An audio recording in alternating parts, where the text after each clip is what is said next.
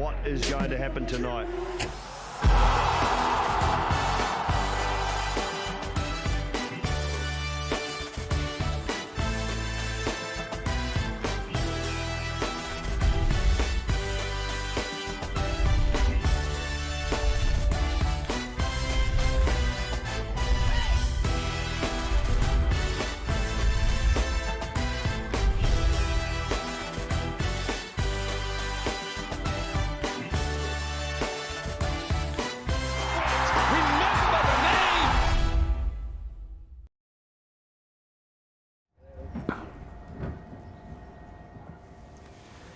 Good afternoon, and you're very welcome to College Field on what is supposed to be the final day of this ICC Men's T20 World Cup Europe final.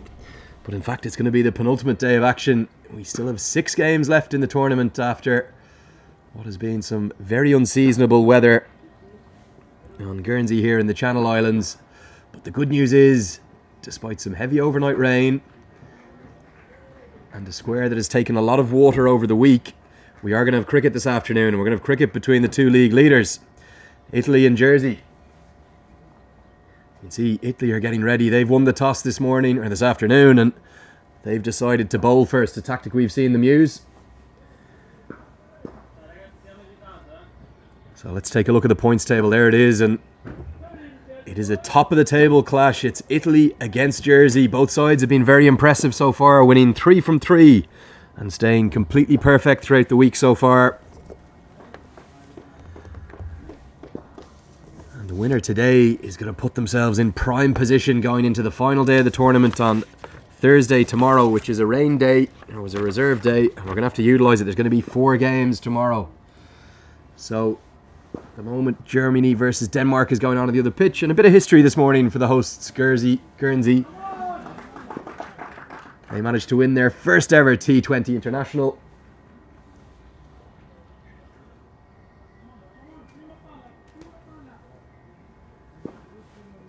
And a thrilling win over Norway this morning over the KG5 playing fields. I've had the mad dash. Andrew Leonard here bringing you these pictures with ICC Europe. I've had the mad dash across the island to get here to the beautiful College Field.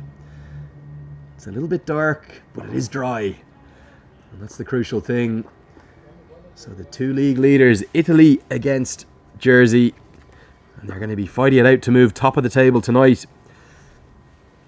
Across the island there at KG5, I'm just going to give you a quick update as well, because Denmark, they're playing in what is a must-win game for them against Germany.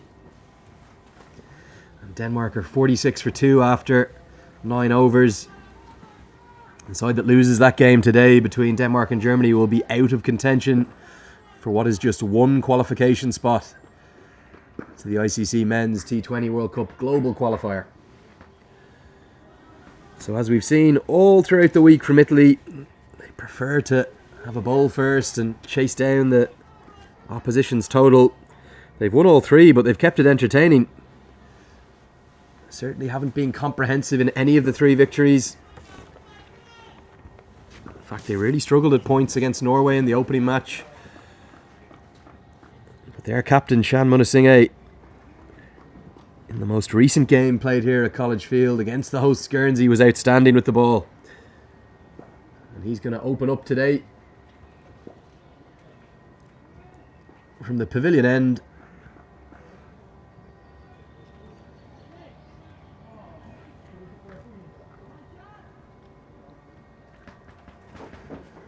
So here we go. It's the top of the table clash. It's Italy against Jersey. It is game number 10. In fact, game number 11. I'm just asking for the sight screen to be moved across the touch. Final adjustments from the umpires and batters. And yeah, it's a top of the table clash here. Jersey against Italy. The winners will move top of the table tonight and be within 1 victory of guaranteeing their places on the plane out to the UAE. So we should be in for an entertaining spectacle this afternoon. Shan Munasinghe with the ball in hand. Here we go. Movement to start, but too much movement. That's going to be signalled wide outside the off stump. This pitch has spent much of the last couple of days under the covers. We've had quite a lot of rain really throughout the last 5 or 6 days. As I said earlier, very unseasonal weather. At times this week it's felt a little more like January than it has June.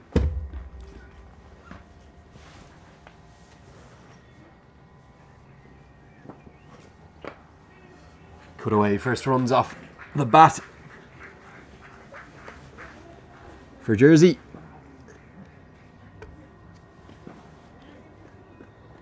It's Nick Ferraby opening the batting for Jersey. How impressive have they been throughout this tournament so far, going unbeaten, winning 3 from 3. They won the Insular Challenge match against Guernsey that opened the tournament on the first day, before going on with victories over Norway and Denmark as well. Crucial win, that one over Denmark. So they're 3 from 3. Playing a miss outside the off stump this time.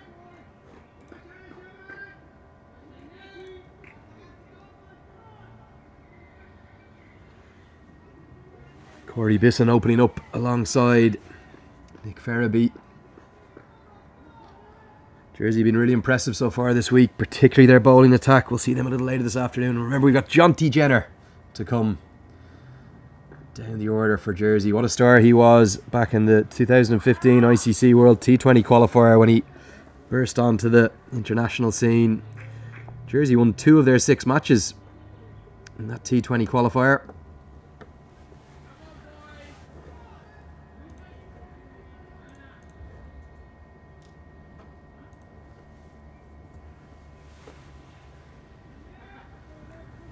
But Italy look aside, abuzz with confidence as they look to make it 4 from 4 themselves. Beautifully bowled. Good shape from Munasinga outside the off stump. Bisson watchful. It's a very well-rounded bowling attack, this Italian bowling attack. Good spin options. Been really impressed with Nick Maiello. The left arm spin, we may well see him open up from the far end, often bowling his 4 overs straight the way through the innings, through the power play. Use of the feet down the track, could be a chance here to that man Nick Maiello. Taken, that's the first wicket. Munasinga is doing the business again for his team, and that's just the start Italy wanted, having won the toss and deciding to bowl first. A big pat on the bum for Nick Maiello. Good catch from him, but it was an easy one. Bisson looked to come down the track, was tentative, eager to get off the mark. That's the first wicket to fall. Delight for Italy, and despair for Corey Bisson and Jersey.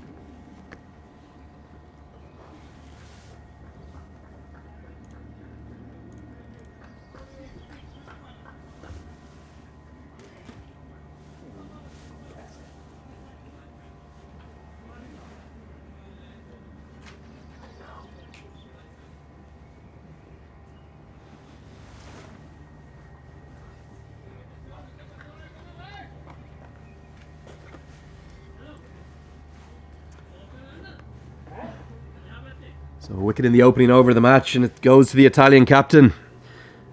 He has led his side exceptionally well this week. He's been really aggressive and innovative with his captaincy.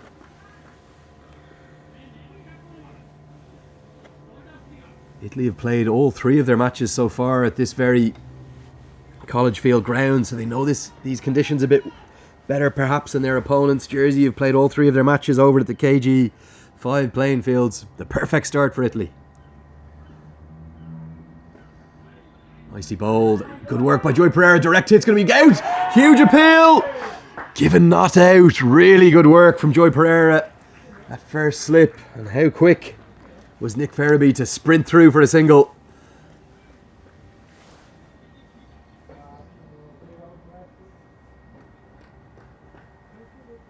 It's going to end a dramatic first over. Jersey are 3 for 1.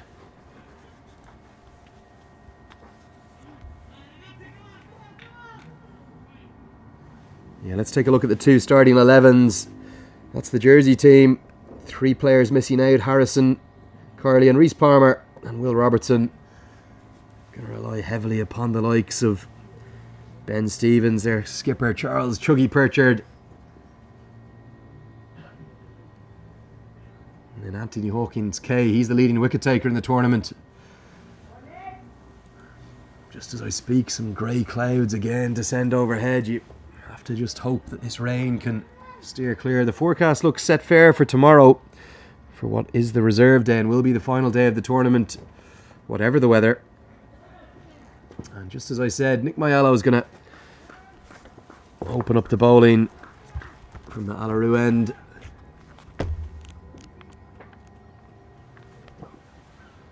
Slower through the air to start with from him. It's been very economical all week. Maiello, nice action. And he also bats number 3 for Italy, so the all-round star of this Italian side.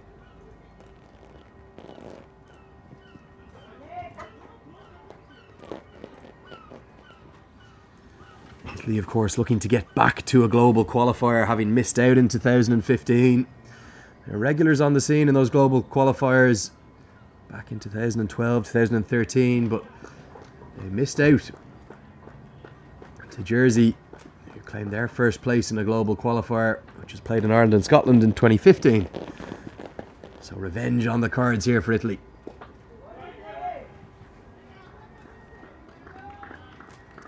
Ben Stevens it is at number 3, the big tall left-hander. Real linchpin of this Jersey batting lineup. Cut away, it's going to beat the infield. The Italian fielding's been outstanding all week, but despite the best efforts of Jean-Piedro Meade and the chase from Baljit Singh, neither of them could get there, so it's going to be the first boundary of the day. And it's the first boundary of the day at College Field. This game between the league leaders was originally scheduled for 10:45 a.m. today. But the tournament committee met last night and decided that they'd utilise common sense, and with the agreement of both sides, they moved this fixture back to 3:45 to give this College Field square as much opportunity as possible to dry out. Good to see common sense being utilised. Nicely bowled by Maiello, but that's a powerful drive, and 2 misfields by the bowler initially, and then by the diving man at mid-off. Good work by long on. He comes round and restricts it to just a single. So 2 fielders allowed outside the circle for this first 6 overs of the match, the power play. Those 2 fielders at the moment, deep backward square leg and long on outside the circle. We've seen Maiello do this all tournament. He just wheels away. Not a huge turn of the ball, mainly guiding it on with the arm. Sweep shot top edge, but it's safe. The man in fine leg is in the circle, so it's going to run away for the second boundary of the match. And the second boundary this over. Good aggressive batting from Ferraby, looking to attack the left arm spin. An expensive over, 10 runs coming from it. Jersey are 13 for 1 after 2.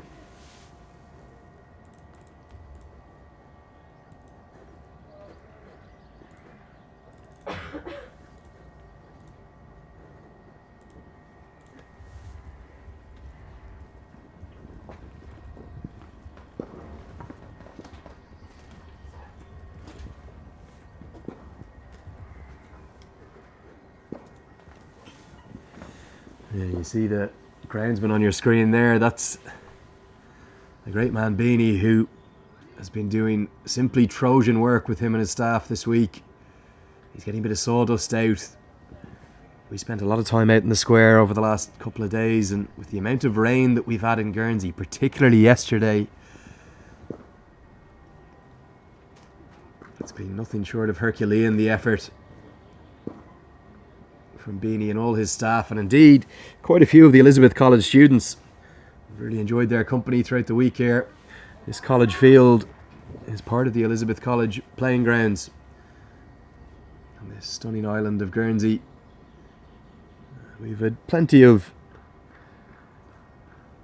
young men helping out there on the square, and all sorts of tasks around this, the ICC Men's T20 World Cup Europe Final.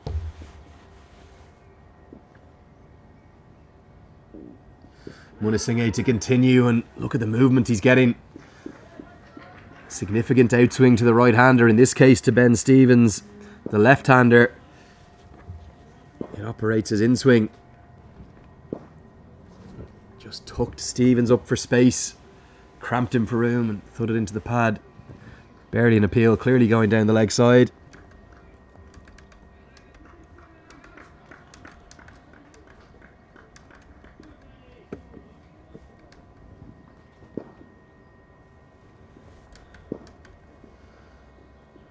Cut away, that's a powerful shot.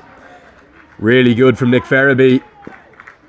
It was short and wide, and with that movement that Munasinghe gets, it was set up to be put away, and it was put away. Good stuff this from both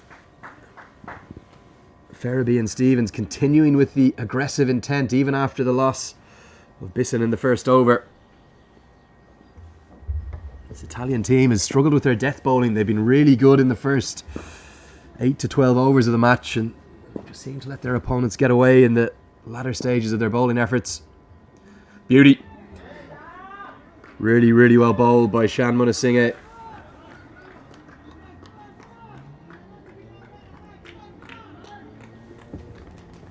Spoken all week about the significant movement he's extracted from this college field surface. Good example of it there. Really nicely bowled. Slip has come out though. So there's two men at point. One of them a backward point, one of them a regulation point. Down the track, half a chance. Deflects onto the stumps, given out. Brilliant from Munasinghe. He dropped the catch, but he knocked it back onto the stumps. And they've got the big wicket of Ben Stevens. Fortune perhaps from Italy. So unlucky for Ben Stevens, but he is run out at the non-striker's end.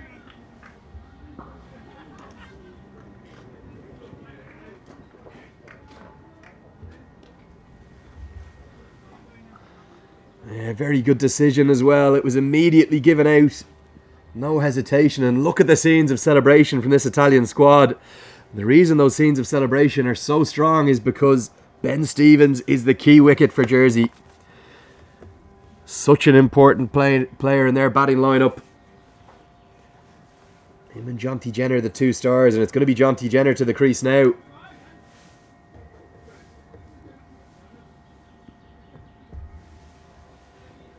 Jenner we've seen used up and down the order, from opening the innings down to number 4. It's going to be 4 that he'll come in at today. So unlucky for Ben Stevens. He's driven firmly back at the bowler by his batting partner Nick Ferraby. Munasinghe dropped the catch. The presence of mind or the fortune to deflect it onto the stumps. Almost a repeat dose there, driven straight down the ground. Brilliant fielding from Nick Maiello. What a live wire he's been throughout the tournament with bat, ball and in the field. The Italians showing why they've been the standout fielding team of the tournament.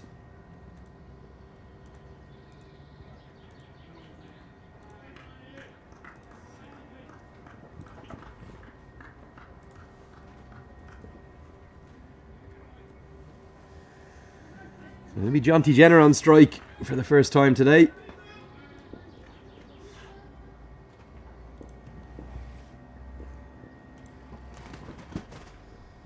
Beauty. That is quite simply majestic from Shan Munasinghe, one of the deliveries of the tournament.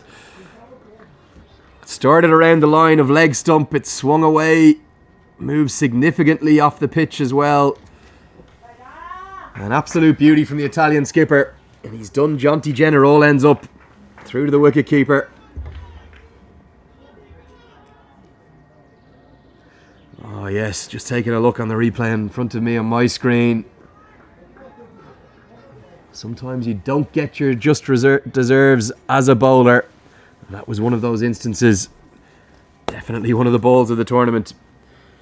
Super stuff from the Italian captain, leading from the front for the boys in blue. Really well fielded by Michael Ross. It's a pretty close extra cover. 5 men in the circle on the offside, all in the circle. Slower this time, looks for the reverse sweep. Big appeal. The keeper's convinced. Nick Moello hasn't even appealed at all. It's a good take from Manpreet Singh. But nothing doing from the umpire.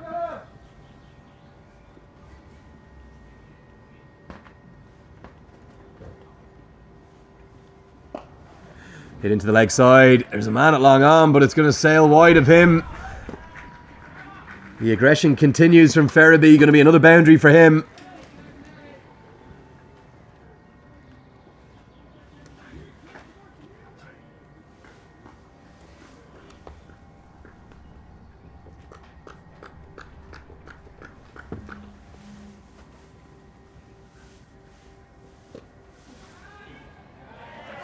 More runs coming now, and they're coming from the bat of Nick Ferraby.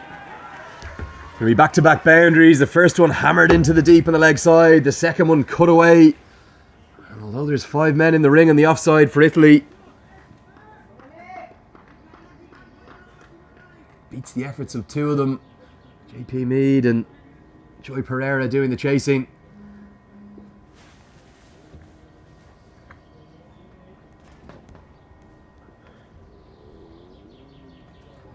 Reverse sweep, brilliant from Ferraby. This is sensational batting. He's only going to get a couple this time because Joy Pereira will do the fielding. Looks in really good touch, perhaps looking to make up for the misfortune of running out his partner. Wasn't his fault, of course. It was a glorious straight drive that Shan Munasinghe deflected onto his stumps.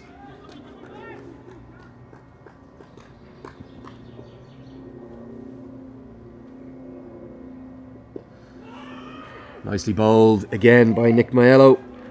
He's proved a little expensive so far.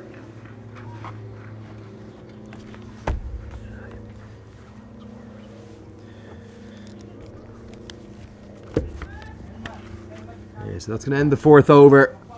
Jersey 29 for 2.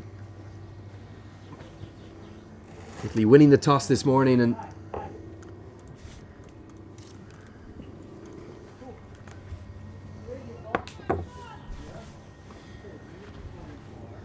they chose to have a bowl first. Let's take a look at this Italian team. 3 players missing out. Just one of the Singhs missing out today from the 5 Singhs that are in this Italian squad. Simranjeet Singh, he misses out. The off breaks of Shamira Karupu has been left out, and surprisingly perhaps Anam Malik, who took one of the catches of the tournament earlier in the week, he's been left out as well. So that means that Baljit Singh, Charanjit Singh and Jaspreet Singh and the keeper Manpreet Singh, they all play. So 4 Singhs in this Italian starting 11. We're going to see one of those Singhs now, and he's been one of the bowlers of the tournament. It's Baljit Singh with his nagging and a very effective right arm medium pace, bringing the ball away from the right-handers. Probably see the left arm spin later of Rakibul Hassan as well. The off breaks of Michael Ross. It's a really good Italian bowling attack. The only place it's been struggling is at the death of the innings.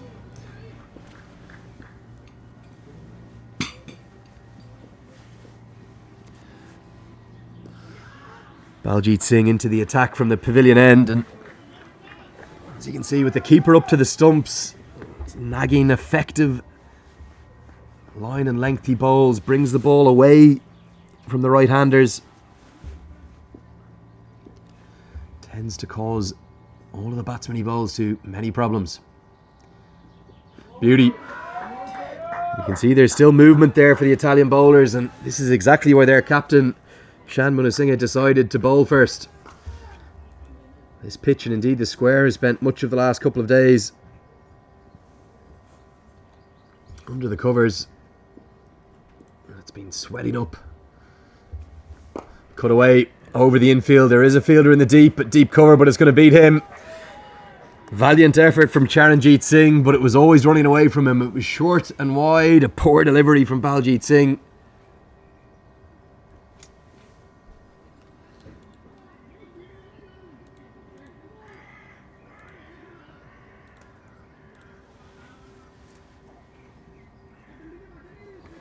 Not a good delivery, that one, from Baljit Singh at all. The runs continue to flow in this power play. Of course, we still have a full T20 international today, thanks to the great work done by the ground staff. No overs lost despite the 40-minute delayed start. Better from Baljit Singh. So if this game goes the distance, we could be running till right around 8:15, maybe even 8:30 local time. Luckily, it's coming right towards the height of the summer, longest day of the year in just a couple of days.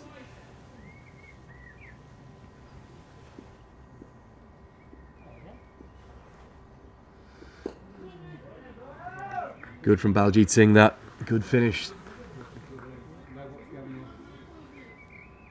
Just one ball to come now. The two standing umpires today, Rizwan Akram from the Netherlands and Alex Wharf,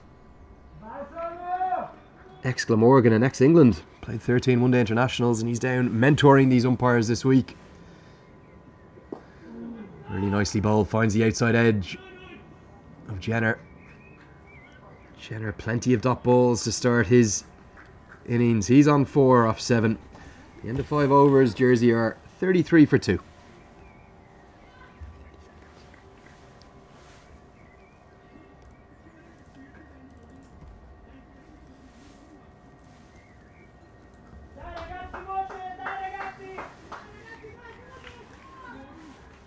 Plenty of encouragement in Italian being shouted onto the field.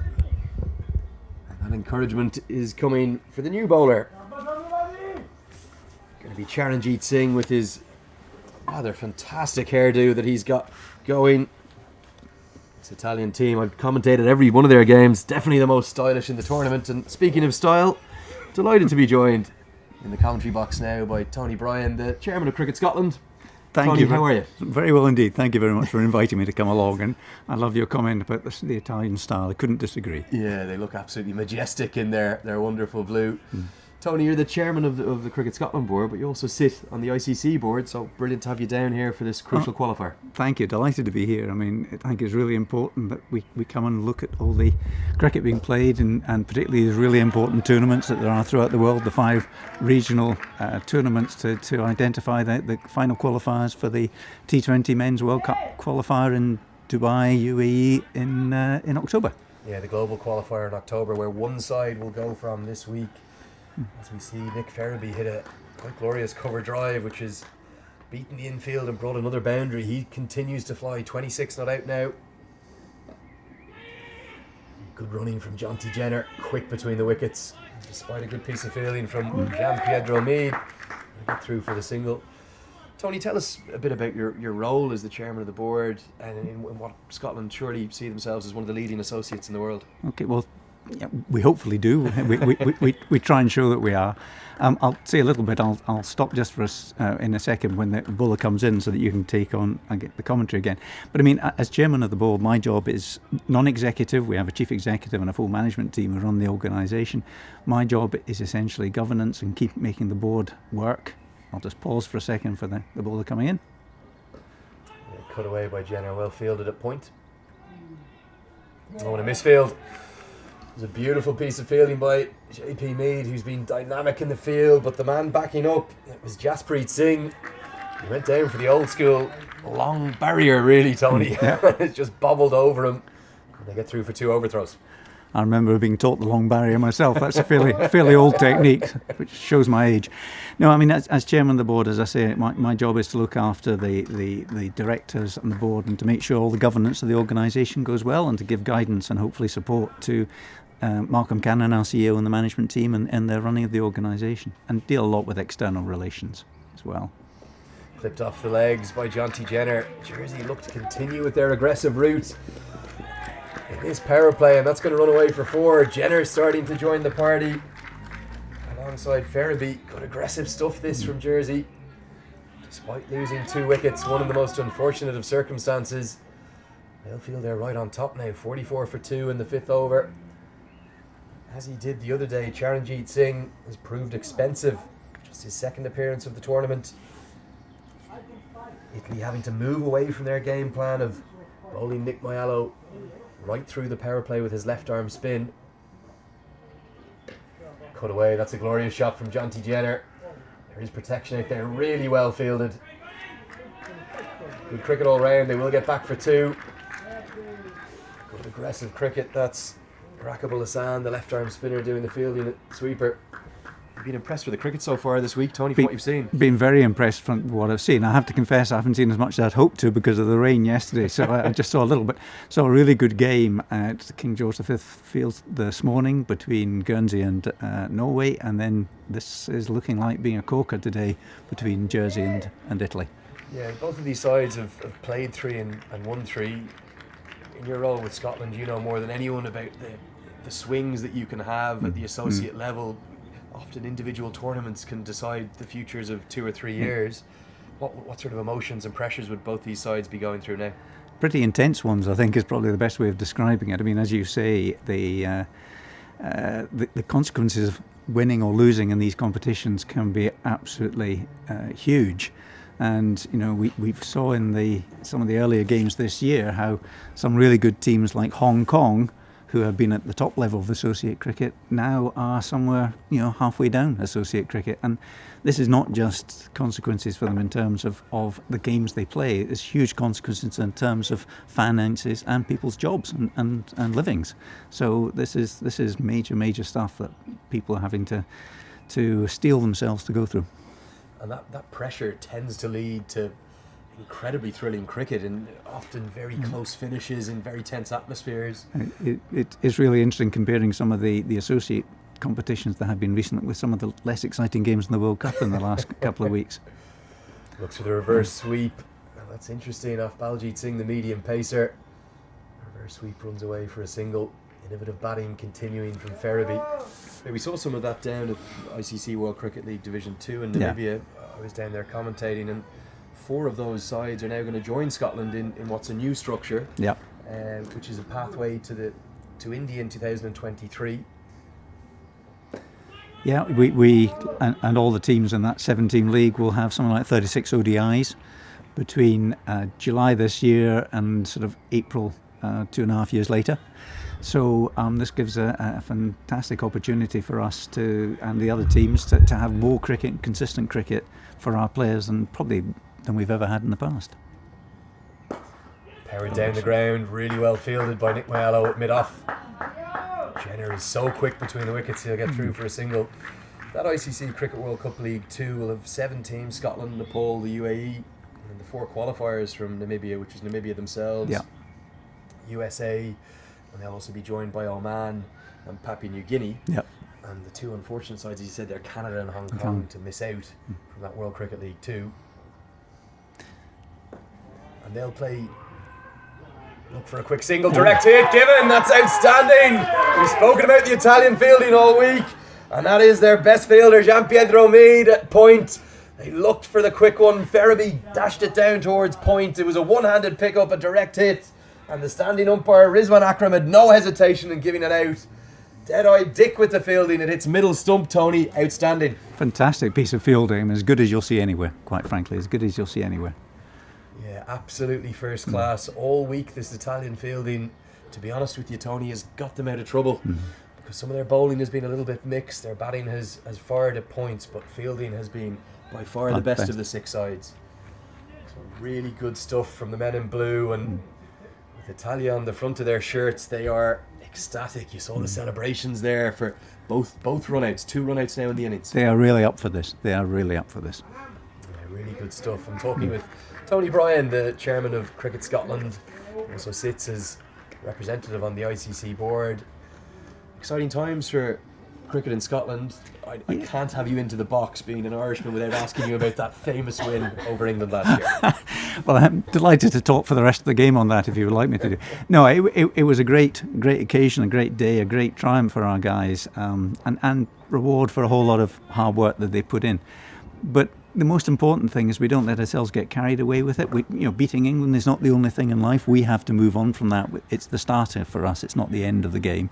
And we have to make quite sure that we build on that and we turn Scotland into, as we hope to do, the next full member of the ICC. It must have been after the emotional roller coaster of Zimbabwe and missing out on the World Cup in the most closely fought circumstances on Duckworth Lewis Stern against the West Indies, to be able to get the boys back up for that game on home soil and beat England, not just in by a small margin, but the way you beat them, you outbat the best side in the world, the number one ranked side. We kind of played the way England play, and that day we outplayed them, which was great. We really took them on the way they want to be taken on, and 3-7-1 played 3-6-5, which is a hell of a game of cricket by anybody's measure.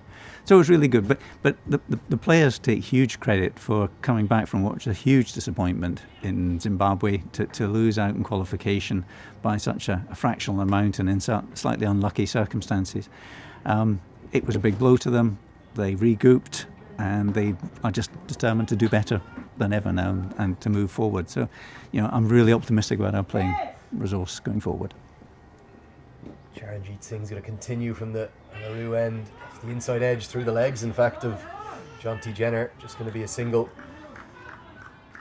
Yeah, you're so well led as well by Kyle Coates. He's recently received an honours award as well. The Queen was good enough to award Kyle an MBE, Member of the British Empire, which is a fantastic recognition of all Kyle has done for cricket, not just in Scotland but worldwide. He's a great ambassador for associate cricket, and he represents the associates on one of the big ICC committees. So he's hugely respected, and this is great recognition of all that he's achieved, and I'm sure he has still to achieve. It's not just the men's game that's making great strides, though, in Scotland, the women's game as well. And tell us a little bit about the women's qualifier next week in La Manga. Well, we have this European qualifier for the global qualifier later this year. And it's taking place, this European qualifier in La Manga, with 3 teams, Scotland, Holland and Germany. And the winner of that will go through and play in not just the qualifier for the T20 competition coming up, but also the 50 over global qualifier coming up next year too. So it's a really important tournament, and hopefully we'll do well in it. And that T20 qualifier, the global one, is actually going to be hosted by yourselves in Scotland towards the end of August. We're hosting that exactly at the end of August. Great pleasure to be able to do it. It's quite a thing for a country our size to take on that level of commitment, but we're delighted to do it, and hopefully the home advantage if we qualify, will be used to good advantage. And that qualifier will be 8 teams playing out for 2 spots at the T20 World Cup, the Women's T20 World Cup, that is in Australia 2020. It's going to be a tough field, that, because you've got the likes of Ireland, Bangladesh, Scotland, USA, Thailand. Yeah, it'll be a really good tournament, really tough tournament, and Ireland and Bangladesh have to be the favourites going into it, but hey, who knows what we can do.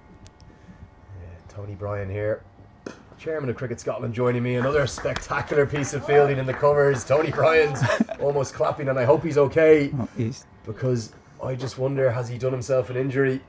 He's immediately signalled to the physio that he's in trouble, and the way he's holding that arm, I just really hope that's not a dislocated elbow, or actually it's his shoulder. Hopefully it's just a bruise. He's seeming to indicate he's got to go off. Very sad scenes. I think that's Michael Ross, it is. He's been so good in the field all week, but also with his off breaks. Deep concern from the Italian manager, the physio, and Michael Ross himself. We're going to have a sub-fielder coming on to the pitch immediately. It's going to be Adam Mollock, who's a very fine fielder himself. Distressing scenes there for Michael Ross. We will get you an update as soon as we can on his status, but Tony, I'd have to say, from looking at his reaction, he looks in a spot of bother. He certainly got up and came off the pitch straight away as if there was a serious issue there. Let's hope it's not as serious as it looked. I just wonder, was that a dislocated shoulder? That's what it looked like to me. Full into the block hole. That's good from Charanjit Singh. Well dug out by Jonty Jenner. End of the 8th over. Jersey are 53 for 3. So Tony, tell us a little bit more about your role with the ICC board then. So that's developed a little bit more since Afghanistan and Ireland have been elevated to test status, and you're then one of, is it the 3 associate representatives?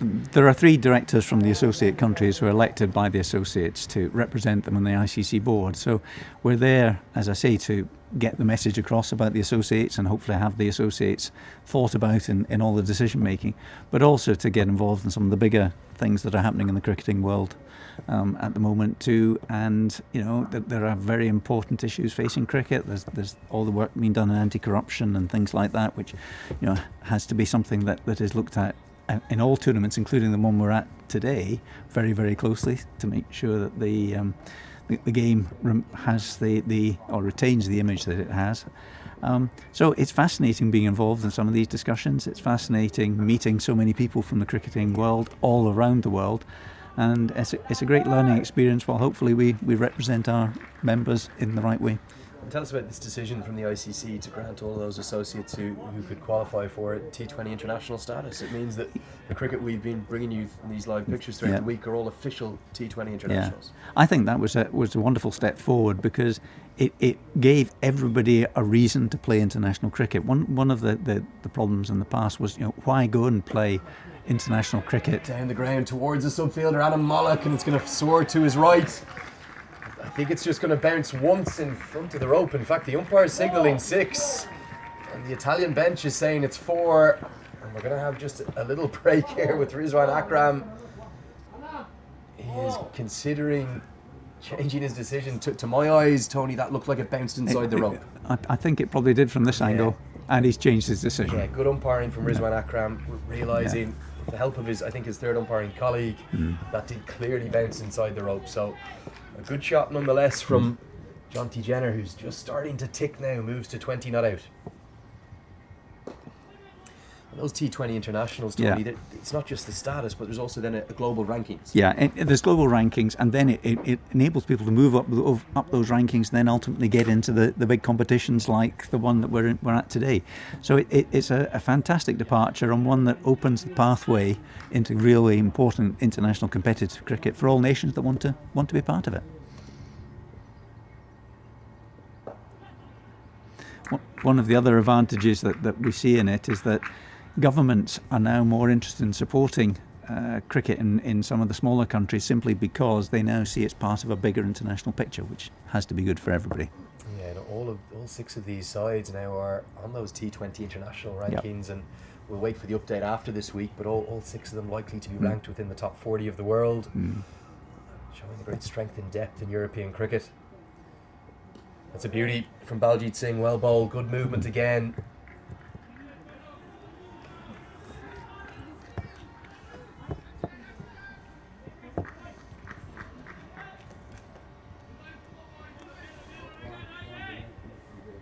Dominic Bompier at number 5, and it beat him all ends up outside the off stump.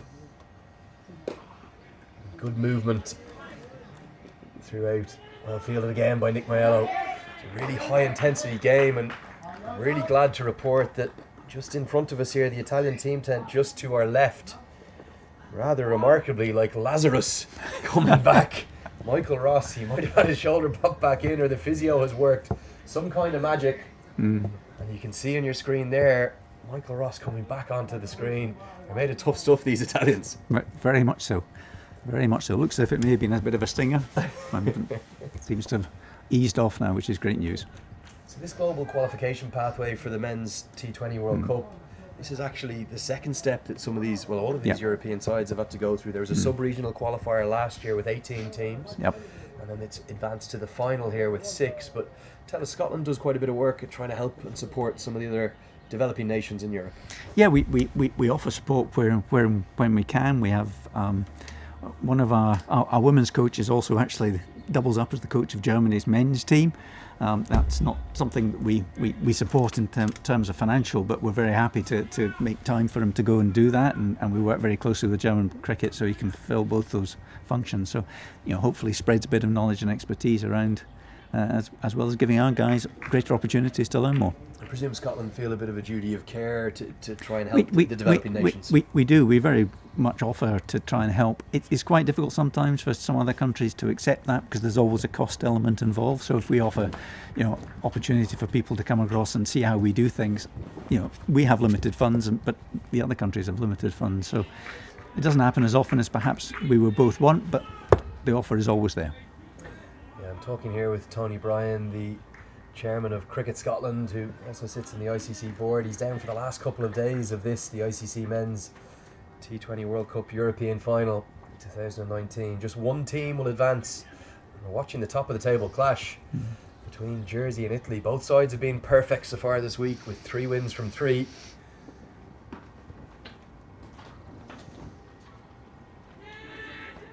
Half an appeal from Nick Maiello. Clearly hit outside the line. Lampier looking for the sweep shot.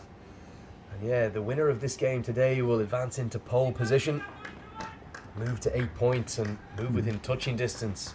They will be 1 win away from clinching that qualification spot. Good sweep shot. There's protection behind square on the leg side, so just going to be a single. Tell us a little bit more about the upcoming months for Scotland. You'll have your first, for Scotland men's team, you'll have your first Cricket World Cup League 2 series before moving on to the global qualifier. Absolutely. We've got that in August where we're playing in Aberdeen, and really looking forward to that. Oman and PNG are the opposition in that. Then, as you say, we've got the global qualifier in October in the UAE. That's the T20 qualifier, which will include one team from the tournament we're at today.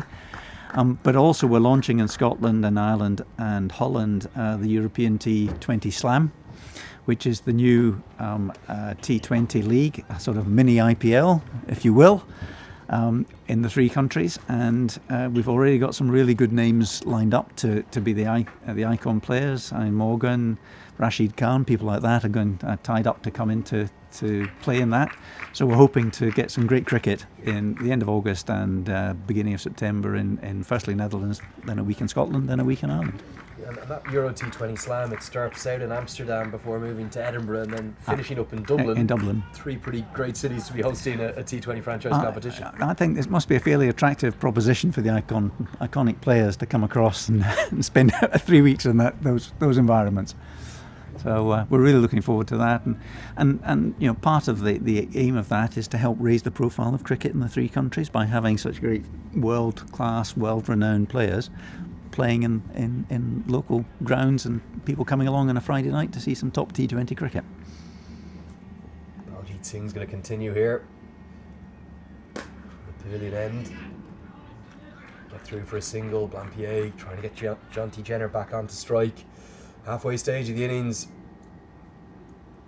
Jersey had reached 65 for 3, so this game right in the balance, the top of the table clash.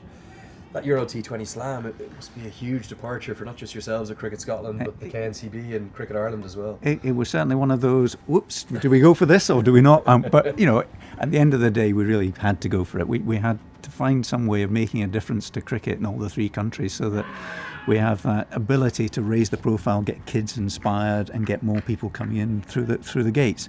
So it was actually a no-brainer. At the end of the day, it made huge sense. It's probably not just commercial and marketing reasons, but there's also cricketing reasons behind it. You'll have 18 Scottish players split between the 2 squads that are based out. Is it Glasgow and Edinburgh? Glasgow and Edinburgh, yep, indeed.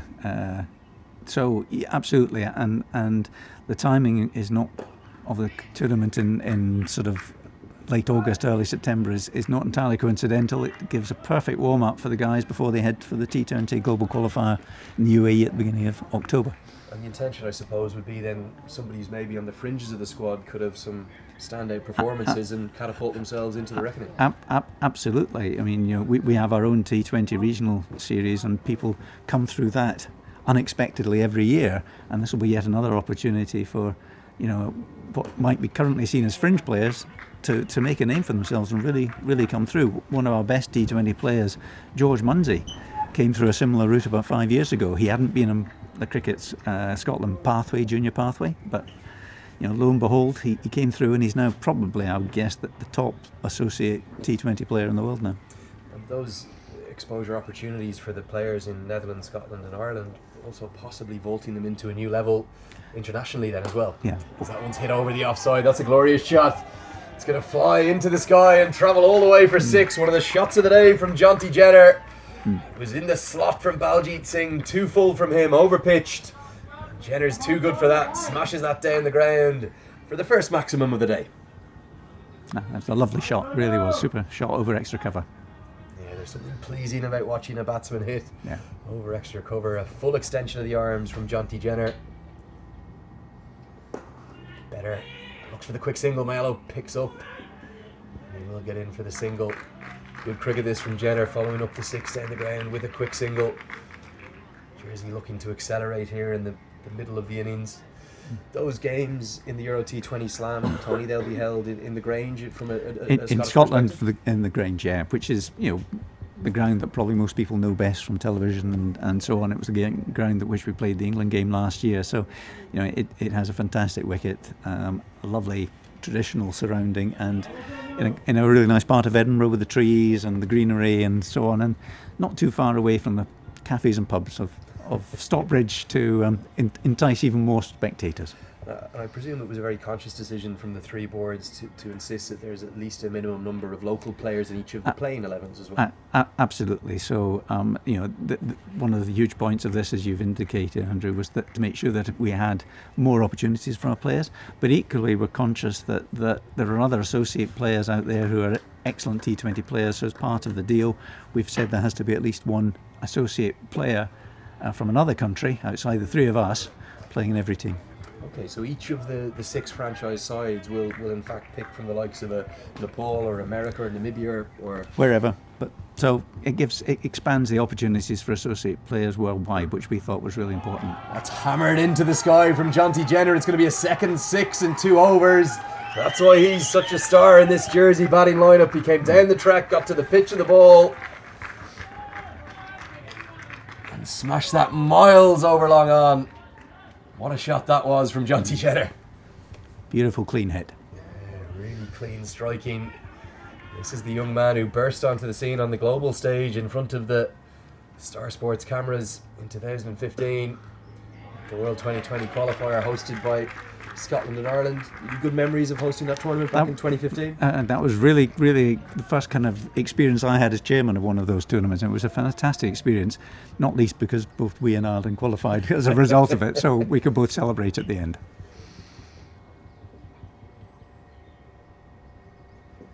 Looks for the sweep shot, maybe a small under edge. Alex Wharf remains unmoved. Interesting to wait for the signal from the umpire.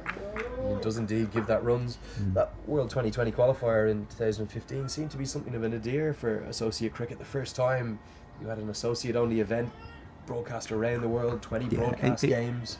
It was certainly an upping of the level of associate cricket and the view that people took of associate cricket, because all of a sudden they saw on their screens how good associate cricketers are, and the people like Kyle Kurtzer, who's something like 25th in the world at ODI cricket. That's the whole world of ODI cricket. Probably hadn't got the visibility on the screens before, and people saw how good he was, and all of a sudden that upped it. And going back to something you said, it was the kind of genesis for some of our players then being picked up by some of the professional T20 leagues around the world. And you asked me earlier a question about, was one of the reasonings behind the new Euro T20 Slam to give our players more exposure? Absolutely. This hopefully will enable them to be seen on the television screens around the world and therefore be more attractive to other T20 leagues and hopefully help them boost their careers. And I'll be looking forward to that global qualifier that will be held in the UAE in October this year. It will be essentially the exact same format that was held in 2015, 2 groups of 7, the 14 sides battling it out for 6 places at the main men's T20 World Cup. And it just leads to exciting cricket because it seems like every game has something on it. You get reward for finishing top of the group and you qualify automatically, and then there's a series of crossover playoff matches. Every game will count in that. Every game will have meaning, and that kind of meaning and context is so important for international cricket. We saw in the men's 50 over qualifier last year, all of these sides very capable of beating each other as well. Absolutely. There were some amazing results, some amazing comebacks, some unexpected problems for full members who found that they weren't probably quite as dominating as they expected to be. So it was a great tournament. I was down there for 10 days of it and really enjoyed it, apart from the times when Scotland lost. Rakibul Hassan into the attack now with his left arm spin from the pavilion end. And I think what that qualifier showed last year is that all the sides ranked probably between about 8th and 25th in the world, all capable of beating each other on their day. Absolutely.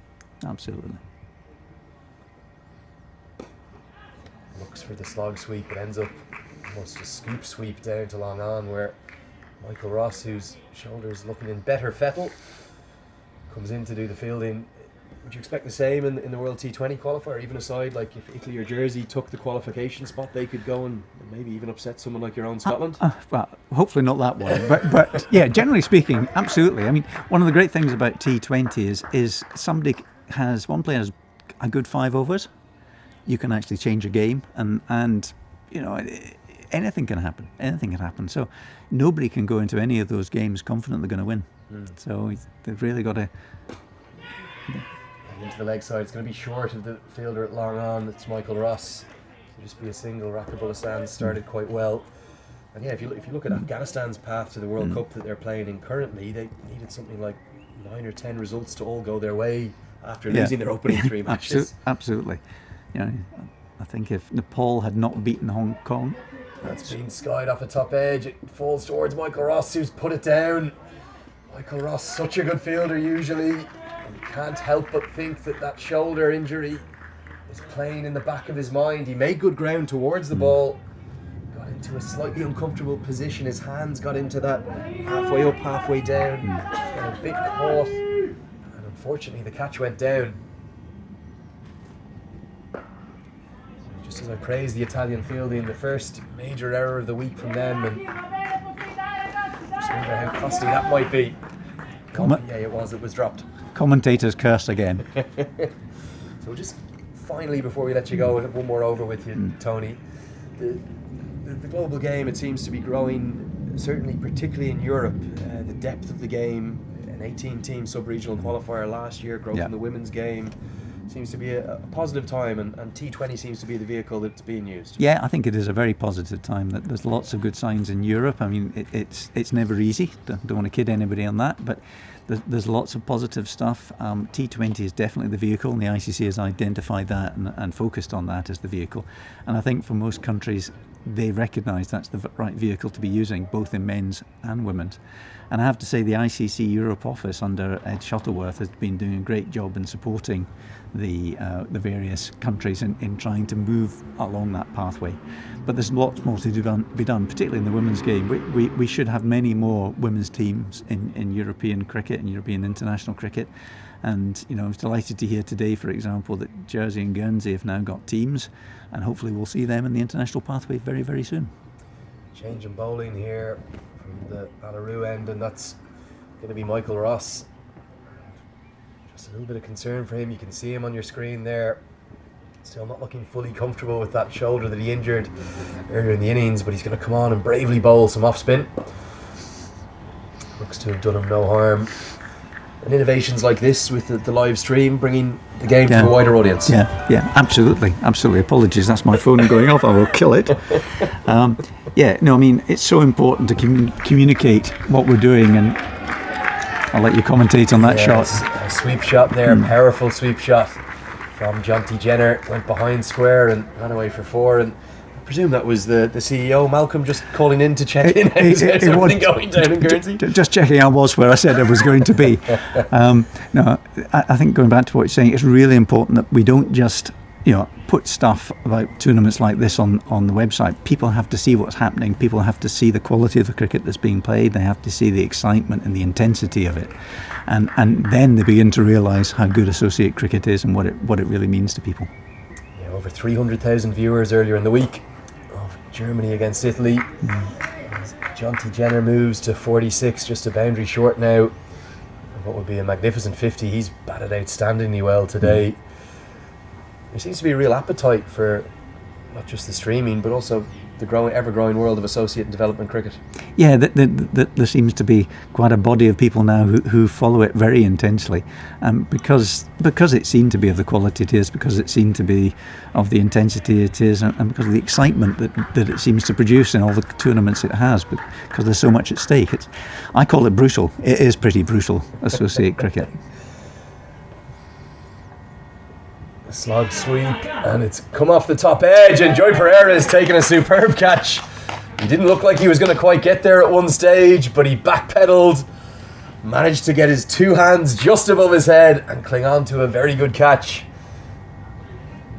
So Blompier, after an innings that couldn't quite get going, he's going to fall for 14 off 19 balls, and really brave from Michael Ross to come back from the shoulder injury, back himself to be able to come into the attack and do the job, and do the job he has, because he's got the 3rd wicket, and that might just stifle the Jersey progression.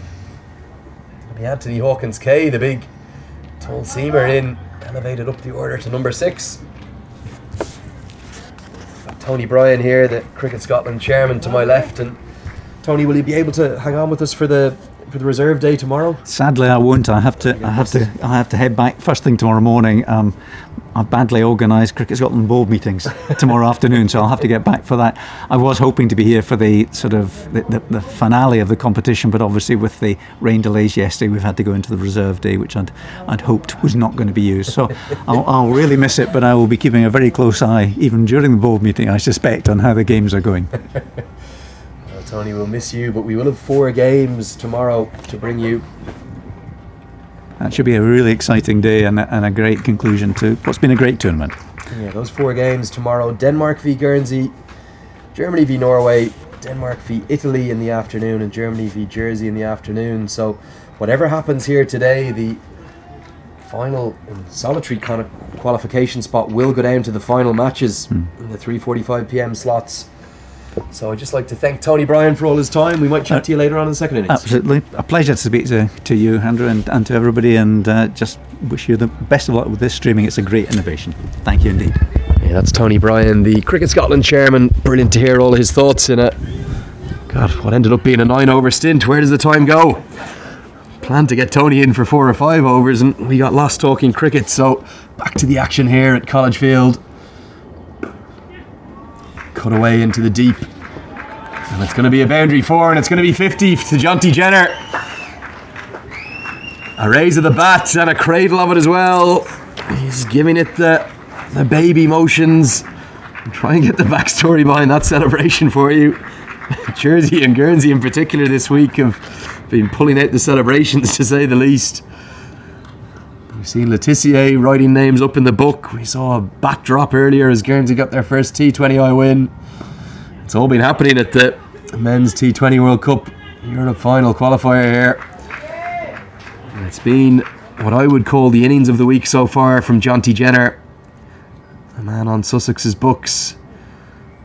The name identified 4 years ago as a real star of the future, and he's showing again what he can do on a global stage at international level today. Really impressive from him. Jersey arguably on top, 102 for 4 in the 15th over.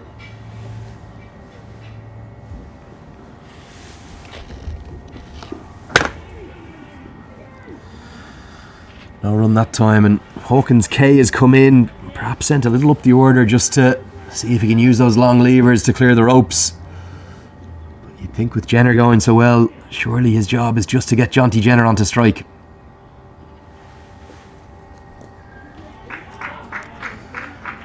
And he's done just that.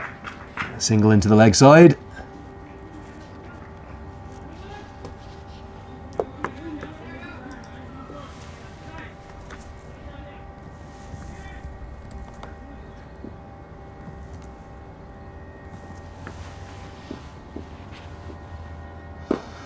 Pulled into the deep by Jenner. Michael Ross down at long on. Remarkably, Jenner just still 21 years of age. Does have a little bit of experience over with Sussex. Played one first-class game for them a couple of years ago against South Africa A. Pulled and gone. The promotion of Hawkins K up the order doesn't work. A second catch for Joy Pereira. Easier one, this one. But a wicket for Rakibul Hassan, and that little tactic from Jersey hasn't quite worked. Hawkins K never settled, never really got going. He's going to fall for just 1 of 3 deliveries. That's the end of the 15th over. Jersey now 104 for 5.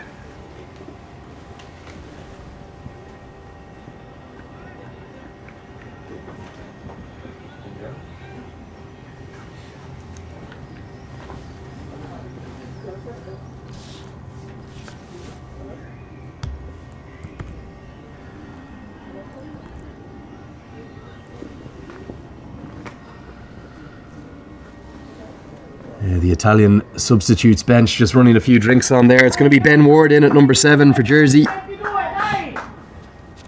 He'll join Jonty Jenner at the crease. Michael Ross is going to continue with his off breaks.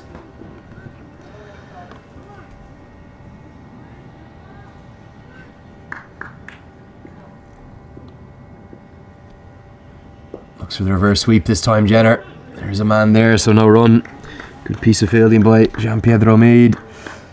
This tournament is really boiling up and heating up nicely, and we've even got the sun coming out now. Hopefully a sign of things to come for tomorrow. Hammered into the leg side. That's glorious from Jonty Jenner. It's going to soar into the trees. The biggest six of the entire week at this college field. A hop, skip and a jump down the track. And we're going to need new balls, please.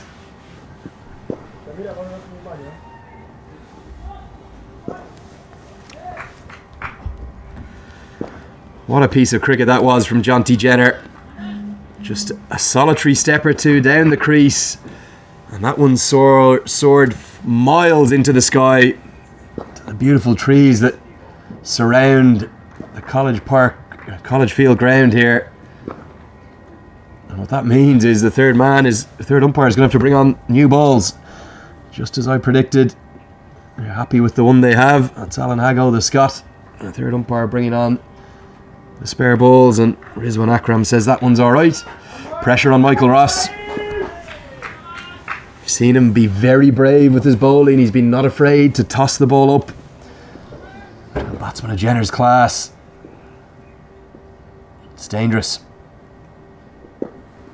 Flatter this time, well bowled.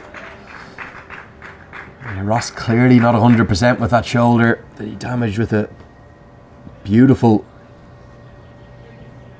diving stop. But he's battling through. Really brave stuff from Ross.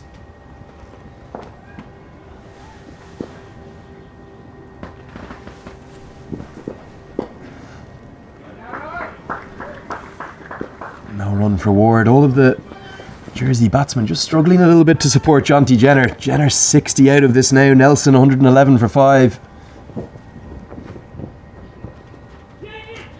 Looks for the quick single. He is quick between the wickets, Jenner.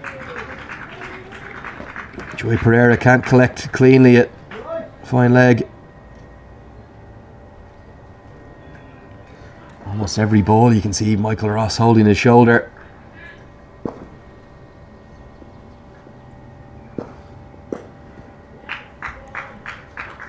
Yeah, really clever batting from Jenner. He knew it was the last ball of the over, so happy to take the single down the ground.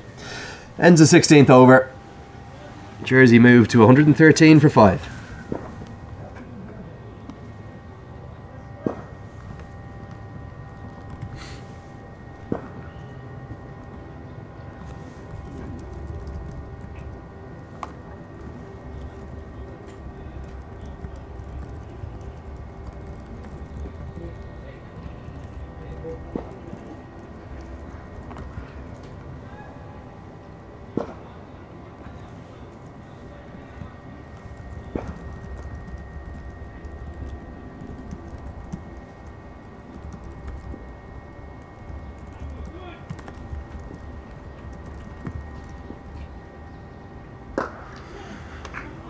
Rakibul Hassan to continue from the pavilion end.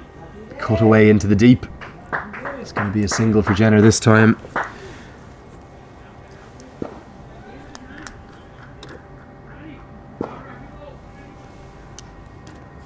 Italy winning the toss this afternoon and deciding they would bowl first, as they seem to like to at points this week. Backing Joy Pereira and Nick Maiello and Manpreet Singh to get the job done at the top of the Italian batting order. Fuller this time. It was a full toss. Hit down to Michael Ross at long on. I said earlier the Italians have struggled with their death bowling a bit. It's proved expensive at points throughout this tournament. It certainly looks to be their Achilles heel in a side with strong batting and such great fielding. Switch hit he looks for. Gets it away, but half a stop at third man. Saves the boundary. Just going to be a single. Jonty Jenner, he's got all the shots in the book.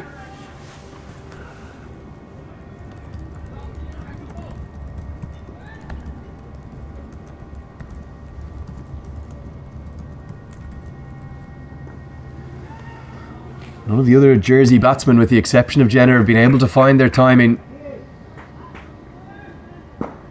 At this stage of the innings, surely their role is just to get Jenner onto strike.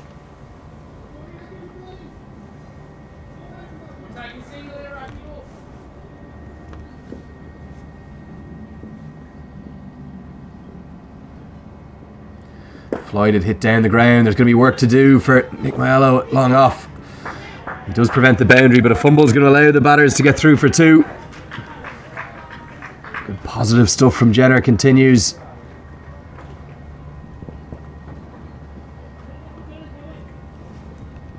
It's going to end the 17th over. Just 3 overs to go. 18 balls left now.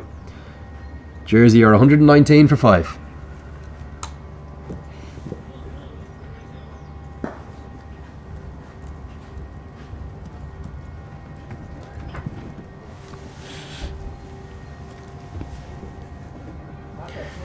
Just going to be the 2 overs of Michael Ross's off spin that we'll see today, I suspect, as he's been taken out of the attack and Shan Munasinghe brought back in. The skipper brings himself back on from the Alaroo end.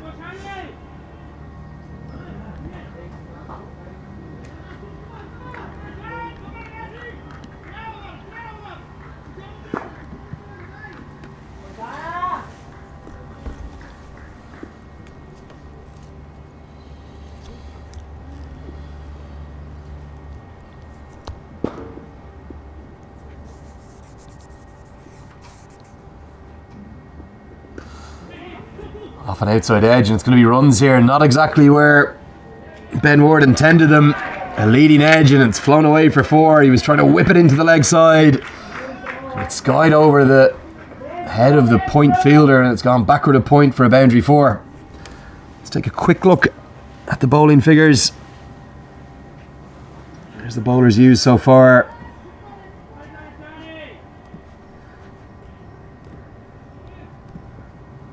Plenty of options with the ball for Italy, but their death bowling really has struggled.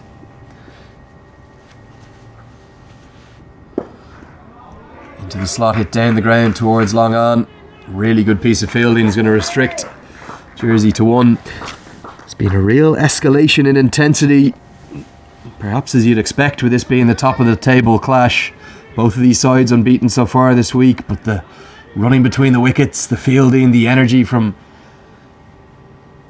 everyone around the field with the ball in hand as well from the bowling side. The intensity with Jonty Jenner when he's been at the crease, it's been first class.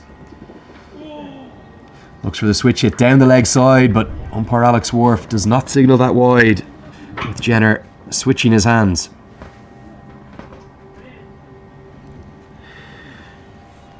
Shan Munasinghe is into his 3rd over, so you'll have to expect him to bowl this the 18th and the final over of the match. But who are they going to go to for the 19th over? Will they brave the left arm spin of Rakib Al-Hassan? He's got 1 for 18 at the moment from his 3 overs. Really good. Went for the Yorker and executed it perfectly. First class from Shan Munasinghe. Yeah, so what's the skipper going to do for the 19th over, the penultimate over of the match? From this, the pavilion end. Will he turn to Rakib Al-Hassan, his left arm spinner, or will he go to the somewhat costly Charanjit Singh? 2 overs, none for 17. Got hit around when brought into the match. Into the team for the Italians' 3rd match, which they so nearly lost to Guernsey. Defending a subpar total. Slower ball out the back of the hand, but it's been picked by Jonty Jenner and hammered into the sky for yet another maximum for him. That's absolutely brilliant batting from the 21-year-old. He picked the back of the hand slower ball from Munasinghe and heaved it into the deep. It's a big boundary out there, well over 65 metres. And this is a gem of a knock from Jonty Jenner, moves into the 70s. Jersey into the 130s now. Still 13 balls remain. Looks for the switch hit. Huge appeal. Umpire Alex Wharf indicates not out. I'm going to be interesting to see a signal. He has signalled leg by, so no bat involved. Might have just got outside the line, did he? Jonty Jenner. A crucial thing for Jersey. Jenner's still on strike.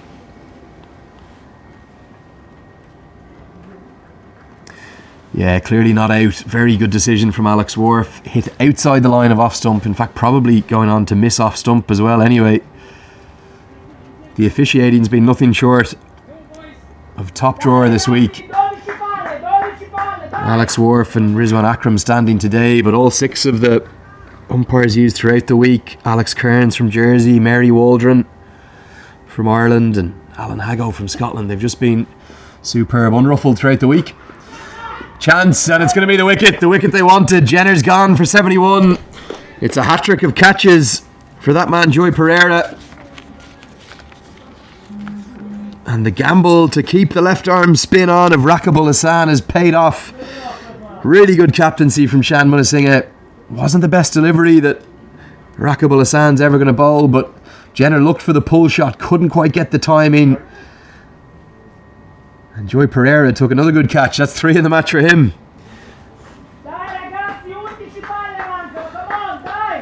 What a knock though from Jonty Jenner. Just 21 years of age and the highest score of the tournament. 71 he made off 53 balls. He gets a huge ovation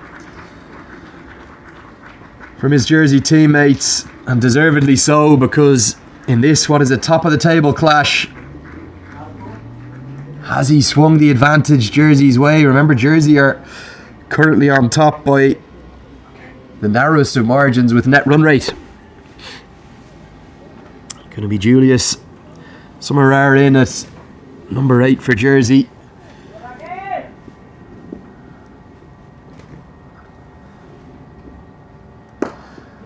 Down the ground towards Nick Maiello. Long off, who tidies up and fields well.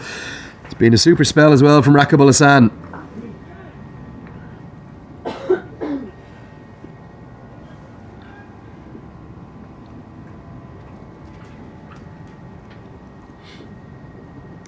Beautifully bowled.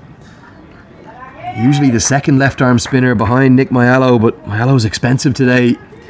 So Munasinghe had to turn to Rakibul Hassan to bowl the more difficult overs of the match, right towards the death here, and it's a job he's done very well. Continuing to prove difficult to get away.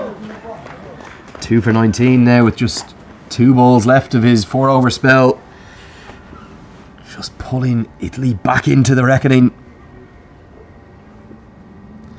Hit into the deep. There's a fielder out there, Michael Ross. Going to fall short of him. One-handed pickup. They will come back for 2. Despite a good piece of fielding, plenty of time for Ben Ward to get back for a second. Hasn't been a single batsman for Jersey who's managed to find their timing, with the exception of Jonty Jenner so far.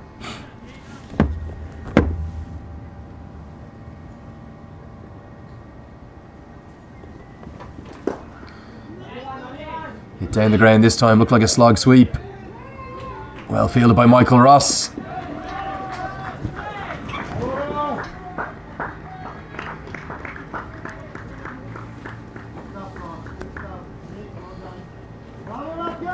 One over to go now.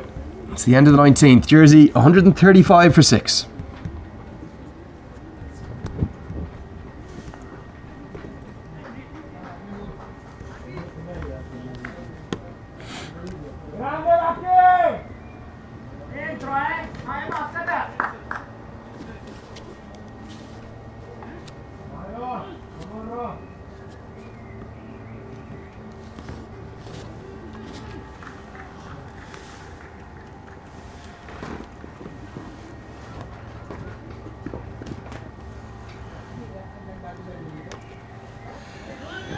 So it's going to be the skipper, Shan Munasinghe, to close out the innings for Italy. Jersey will be just looking for some late momentum. Can they get up to, or it's something around the 150 mark perhaps? 6 balls to go. Beautifully bowled, Shan Munasinghe. He was very expensive in his first 2 games for Italy, but he came back in imperious style. In Italy's 3rd match, he was the player of the match, as his side just held their nerve over Guernsey, the hosts, in front of a big crowd here at this college field.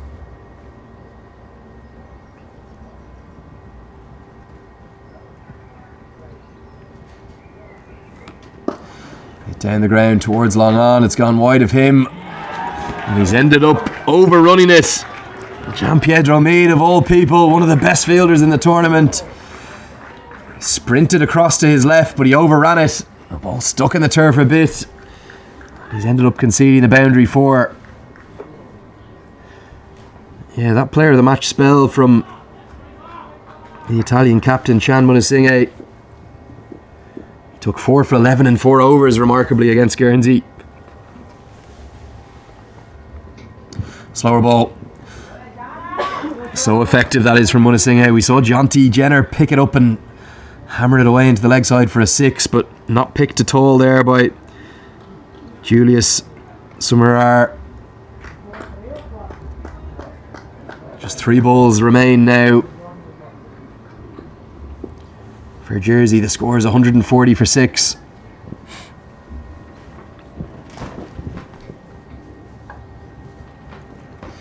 Finds the block hole again. Really good from Shan Munasinghe, and well fielded by Joy Pereira, who wouldn't be known as one of the best Italian fielders, but he's having a hell of a day in the field. Taking 3 catches. Another good stop there. Clever field placing from Shan Munasinghe. Really knows his cricket. The Italian captain. Such a good leader of men. Just wants to help his side get out of this innings without any further damage now. Hit towards the fielder at mid-wicket, who attempts a diving stop, and this time Gian Pietro Mead, super fielding. Conceded a boundary earlier in the over, but makes the sliding stop and a flat throw into the keeper. Restricts it to just 2. Ben Ward not being able to find his timing either. In fact, none of the Jersey batsmen, with the exception of Jonty Jenner, have been. Slight change in the field. Fine leg going to come up into the circle just to allow mid-wicket to go back for some extra protection on the deep on the leg side. Final ball of the innings. Slower ball heaved into the deep. Ben Ward has picked that one up and he's dispatched it over the fence, over the trees for one of the biggest 6s of the entire week. Jersey end in the most perfect of fashion, and don't they love it? A big hug for his batting partner from Ward. What a shot that was. A full flourish of the bat through into the leg side. And that means Jersey are just going to take the momentum in. It was looking right around a par score.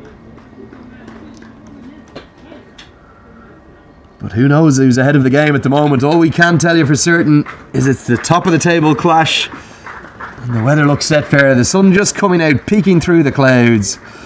Which means we're going to have a highly entertaining chase from Italy, who are going to require 150 runs to win at 7.5 and over. Warm ovation for both sides coming off the field. Let's take a look at the batting card.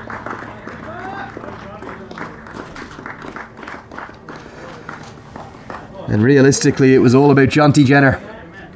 What a knock that was from the 21-year-old. The highest score of the innings and also the highest score of the entire week. Decent contributions as well from Ferraby at the top. No joy for Bisson or Pritchard.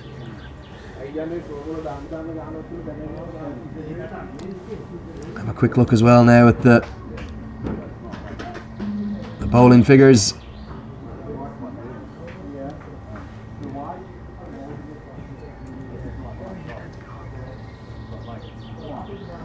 In fact, we'll come back to those bowling figures, but one thing is for certain, as you see there, it's 149 that they have on the board, Jersey. So after the 10-minute interval, the 10-minute break that we'll take, it means that Italy are going to need 150 runs to win to move top of the table. We'll be back with you in about 8 to 10 minutes time.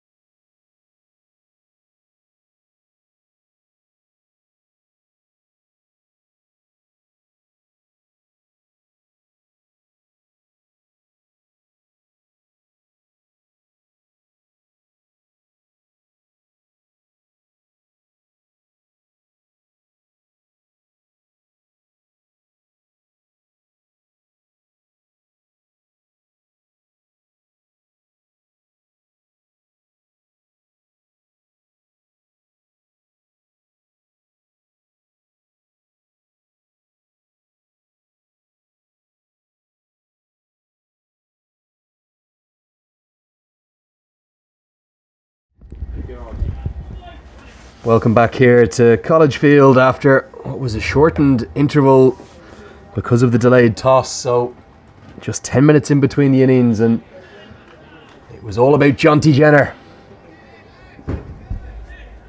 in that first innings. What a knock that was from the 21-year-old. 71 runs he made off just 53 balls. And he's led Jersey to post 149 from their 20 overs in this top of the table clash. Going to be spin to open the innings for Jersey in the shape of Elliott Miles. That's the points table. So a quick confirmation that this is a top of the table clash. The winner today on this, the penultimate day of the ICC Men's T20 World Cup Europe Final. Winner today will go top of the table on 8 points, and they're going to be in pole position to seal the solitary qualification spot to the ICC Men's T20 Global Qualifier. We've got about an hour and a half of action ahead of us. Could go a huge way to deciding the fate of the qualifier. Jersey against Italy, top of the table. Here we are. Joy Pereira power down the ground immediately to start and work on for Jonty Jenner in the deep, quick to the ball. You saw how quick he was between the wickets. It's a devastating opening partnership, this. The Italian opening partnership.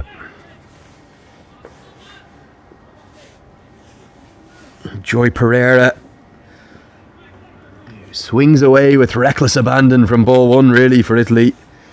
I think it's probably going to be Manpreet Singh to open up with him. And how is that missed? It's gone through and it's missed absolutely everything. Elliott Miles was off in celebration like Imran Tahir. He thought it had hit the top of off stump. So did I for a moment. Went straight through, and even Jake Dunford, one of the stars of the week with the gloves, he couldn't stop it either.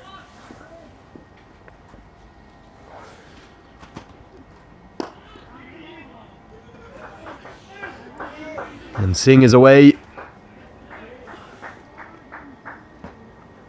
Manpreet Singh, one of the 4 Singhs in this Italian starting 11 today.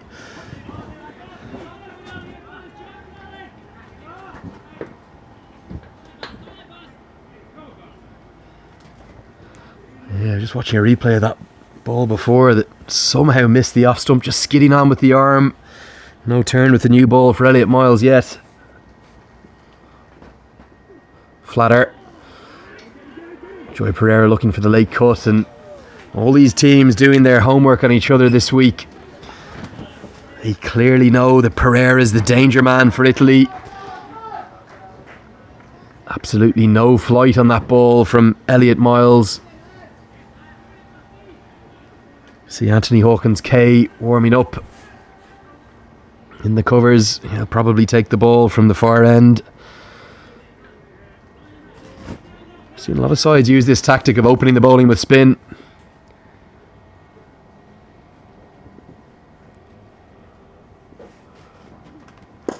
Pereira smashes that one down the ground powerfully. Half a stop from Elliott Miles. Means it's just going to be a single. Jonty Jenner doing the fielding at long on. Yeah, probably the 2 best sides in the tournament, you'd have to say here, really, on show. Both sides having won 3 from 3.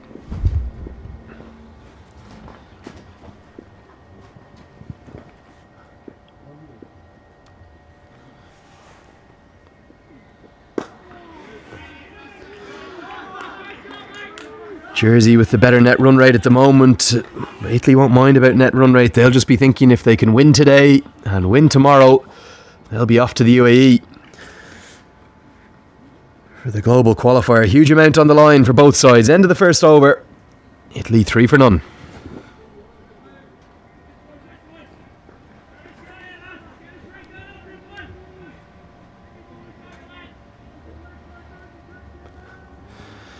Just going to give you a very quick update from the other ground across at the KG5 playing fields, and Denmark look like they could be staring down the barrel of going out of this T20 World Cup.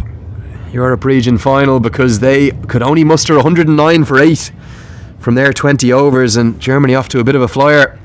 Craig Machete promoted up the order, he's on 22. Germany 40 for 1 after 7. The side that loses over there at KG5 will not be able to qualify anymore, and it would be between just 3 sides at the end of today's play, no matter what. It is Anthony Hawkins-Kay to open up. He starts by hitting a good length and cutting Pereira in half, who's going to run through for a leg bye. It's been a good opening partnership this for Italy. Manpreet Singh has struggled a little bit outside the off stump in particular, but Joy Pereira, we've likened him to Sanath Jayasuriya at times, a right-handed Sanath Jayasuriya. He really looks to go hard in the opening 6 overs.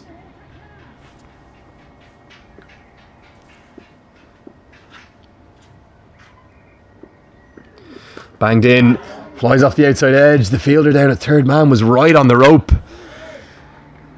Don't know if he wasn't walking in, or in fact he's actually waiting for a little bit of physio attention, so I just wonder, did he have half an eye on his physio, because that only bounced about 5 yards in front of him. The end result's going to be a single. Elliot Miles down there, I think, just getting a little bit of treatment for that ball that he stopped that was hit powerfully back towards him by Pereira in the first over. Pulled into the deep. There's a man out there, but again going to fall short of him. Pereira will like this. Loves pace on the ball. Again, you can see both teams having set plans.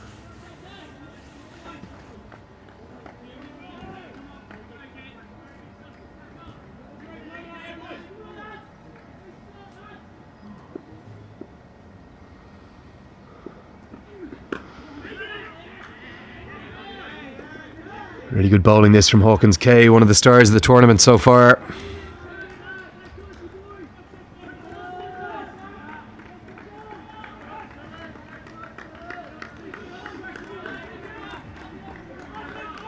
Jersey really up for this in the field. The amount of noise and energy they're making.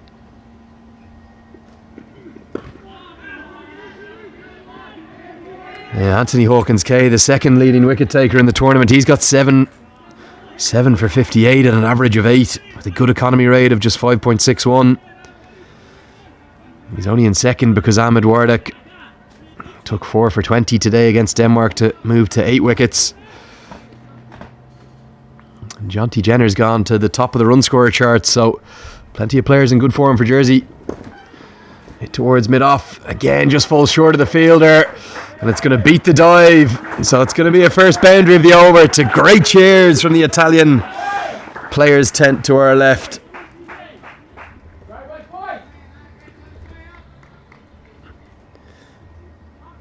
Ends a second over. Italy now, they're 10 for none.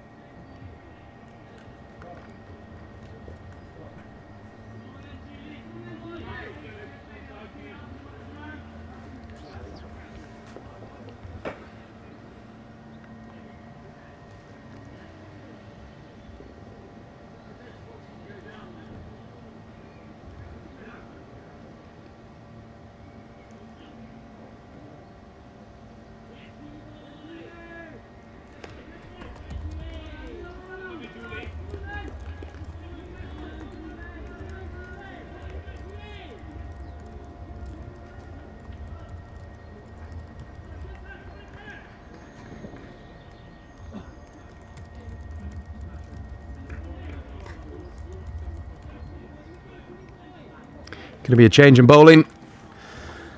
Just the one over a spin to open the innings. Julius Samirier to come into the attack from the pavilion end.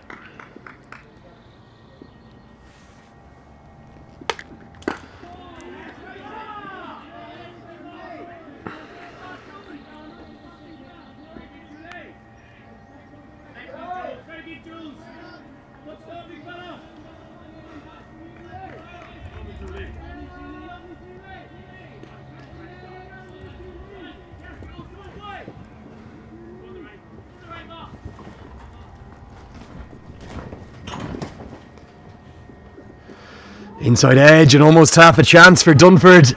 Mix up in the running between the wickets, but plenty of time to get back. Just wonder, was that a drop catch from Jake Dunford? And we've seen 2 of his catches this week already go viral around the world on the T20 World Cup accounts. You'd be disappointed with that Dunford if that was an inside edge. Pulled into the deep. Diving effort at mid-wicket. Backed up by Chuggy Pritchard at mid-on. Just be a single. Pereira hasn't been allowed to open those broad shoulders of his yet.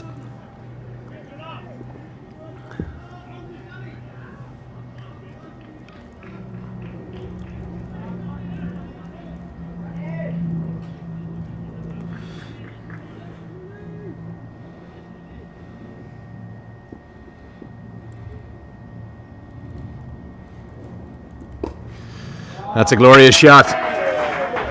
Pereira hasn't got going yet, but Manpreet Singh has. He stood tall. It was a full toss. It was a really poor delivery. Hammered into the offside. You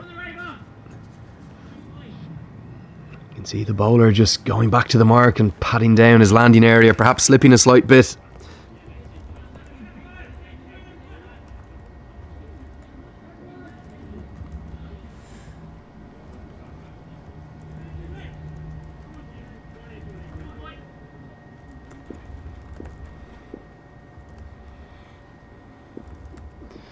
Down the leg side, just clips the pad so it won't be signalled wide. Jake Dunford fumbling again. You can see him just trying to get himself going. It's always tough when you've been hanging around watching the weather for a couple of days. It's cold again, even though the sun's trying to peek out. You can see it's quite dark. Certainly not cricketing weather, not traditional cricketing weather. 2 days short of the longest day of the year here. So plenty of brightness to get this game completed, which is the most important thing. Full and straight and inside edge onto the pad from Singh. And just get a single. It's going to end the 3rd over. Italy now 16 for none.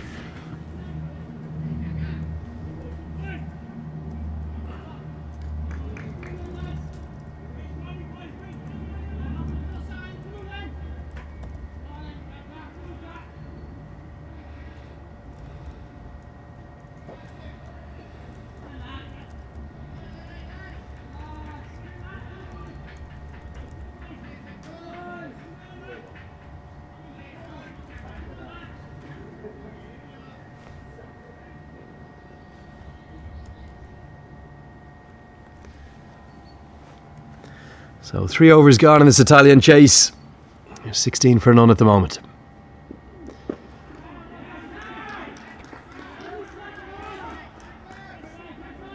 See how much is on the line for both teams here.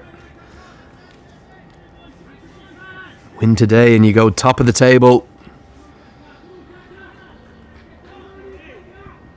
You keep your destiny in your own hands, most importantly.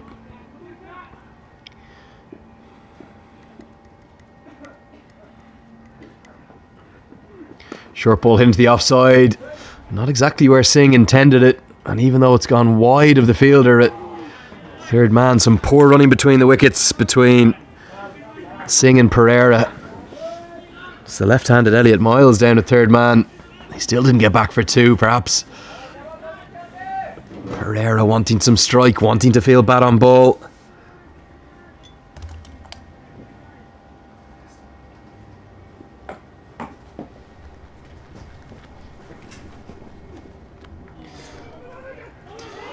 Mix up in the running between the wickets again. Fielder Jake Dunford picks up. Getting a little excited with his throw coming off Singh. But no harm done. End results a dot ball.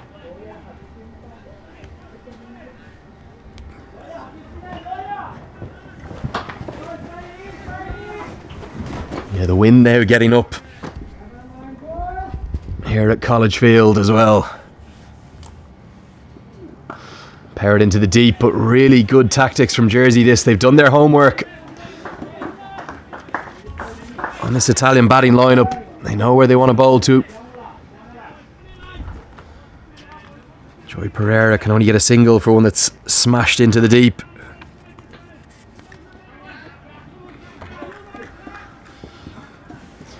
The Italian support staff in front of their tent to my left, they're pacing nervously. Kellen Pereira, Sean Mead, the manager. So much on the line here for both sides. Pulled into the deep, there's a fielder out there. Taken. That's the first Italian wicket. Huge celebrations from Jersey. Was dug in short of a length. Manpreet Singh couldn't help himself but get on the pull shot. Finds the man at deep square leg, who takes a comfortable catch just inside the rope. That's Don Blampied out there.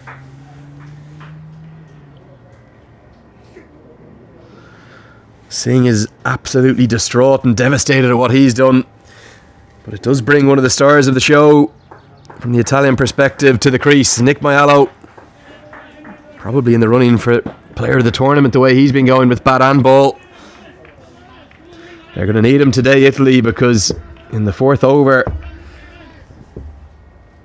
chasing Jersey's total of 149 for 6.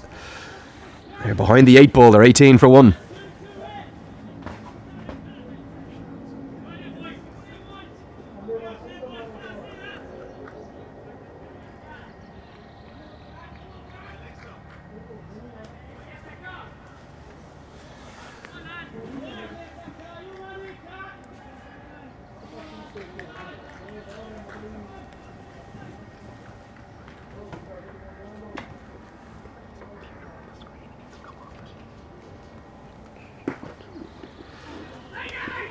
Hawkins K comes in again, direct hit would have been close, a little bit of a mix-up between Maiello.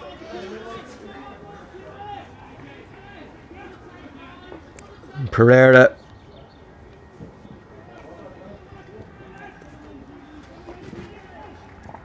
So 4 overs gone now, Italy 18 for 1. Behind the 8 ball in this power play, this first 6 overs.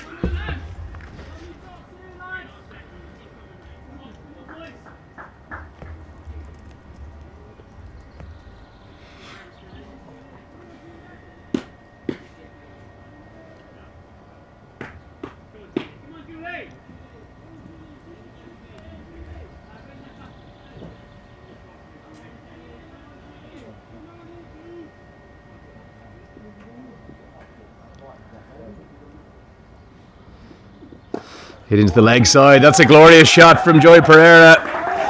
The first time he's really been able to free the arms and find the middle of the bat. It was full and straight. Pereira's too good for that. Hammered into the deep in the leg side. Yes, you can see just getting those graphics updated at the bottom of your screen there. 128 more to win for Italy from 15.5 overs. That required run rate, it's hovering around 8 and over. And throughout this chase, Italy aren't going to want to let that get out of hand. They'll need to keep their eyes on that, not let it get above 9. As soon as you start to creep towards 10 and over, things can get very difficult. It's a good batting deck, no doubt, here at College Field, and Italy's still right in this game. Look to repeat the dose there, Pereira. Just a little straighter from Julius Semerier. And results a dot ball.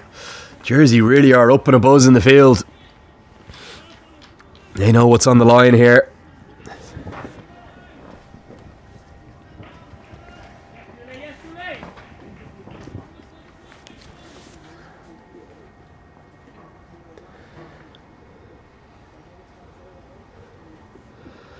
Pulled into the deep again, but really good tactics from Jersey skipper Charles Chuggy Pritchard. That one's gone out to Corey Bisson at deep square leg. You have to think Joy Pereira and Nick Maiello are going to hold the chase, or the absolute keys to this chase for Italy. 2 foreign batsmen in the Italian 11.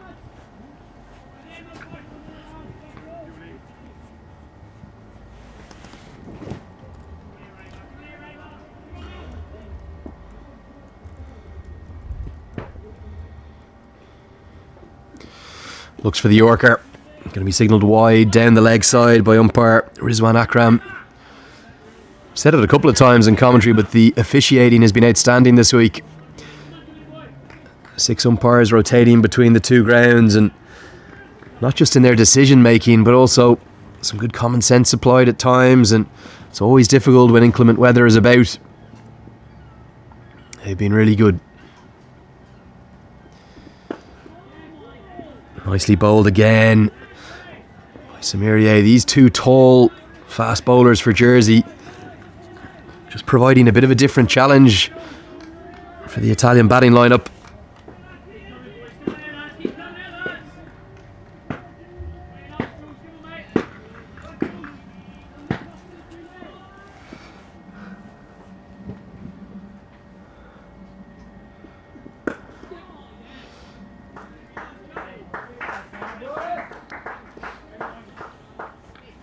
Just wide of the man at mid-on. They'll get through for a single. Mayalo off the mark now.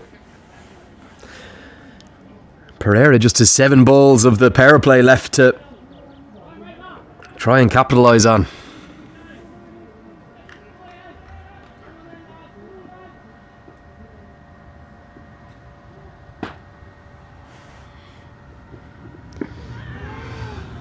Short ball hits the back pad of Pereira. Pereira's trying to hammer that one into the deep on the leg side. And then the 5th over, just 1 over the power play left. Italy 25 for 1.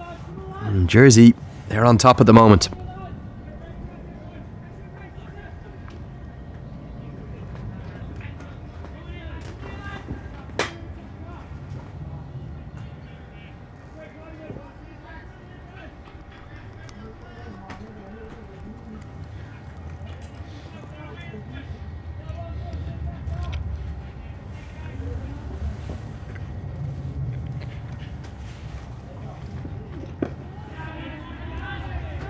Good from Hawkins K. He's going to continue from the top end into his 3rd over.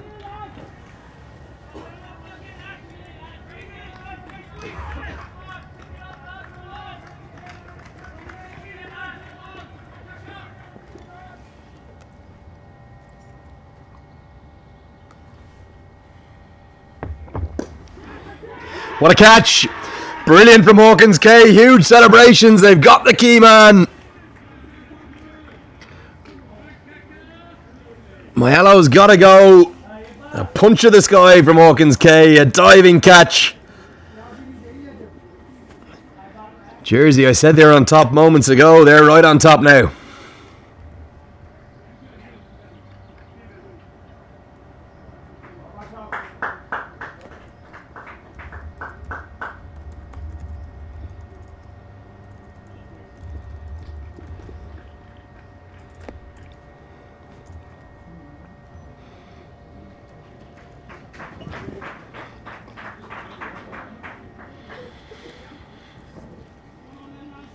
Hawkins K now the leading wicket taker in the tournament. Good captaincy from Chuggy Pritchard to keep his strike bowler on.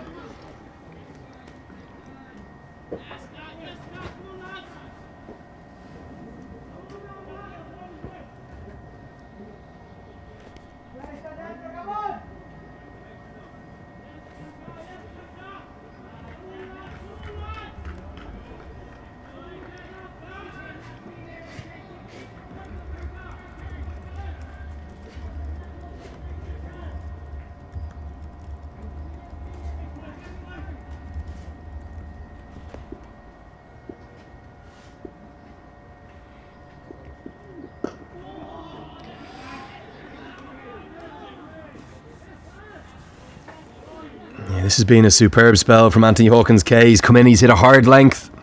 A tall man, he's generating good pace, but crucially getting good bounce. None of the Italian batters have been able to free their arms and bat in the way they've been used to in the first 3 matches of this tournament. Abdul Rahman, the new man at the crease. Jersey, they are abuzz. They know they're on top and they're closing out this power play.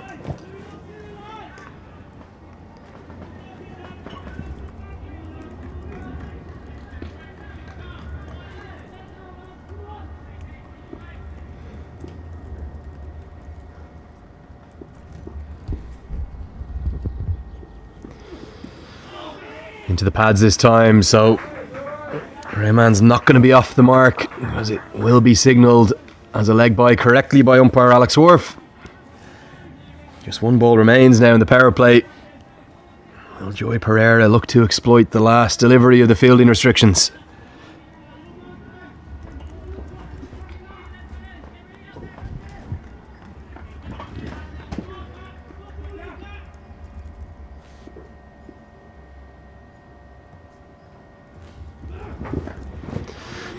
Hit into the deep in the leg side. Just going to be a single to end the power play. 6 overs gone.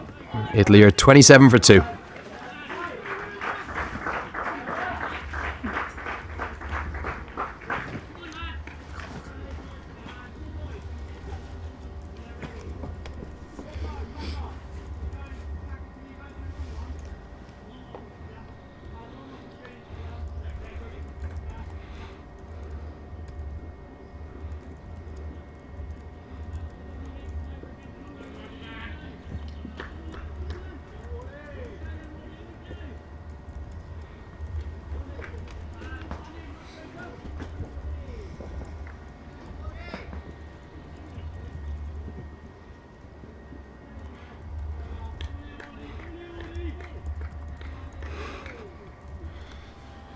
And after 6 overs of the power play, I'm delighted to have a little bit of relief in the commentary box. I'm going to be joined by the ICC Development Officer for Europe. That's Esther De Lange.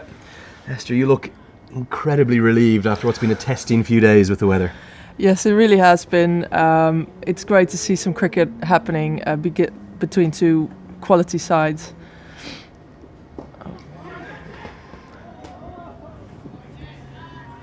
It's been...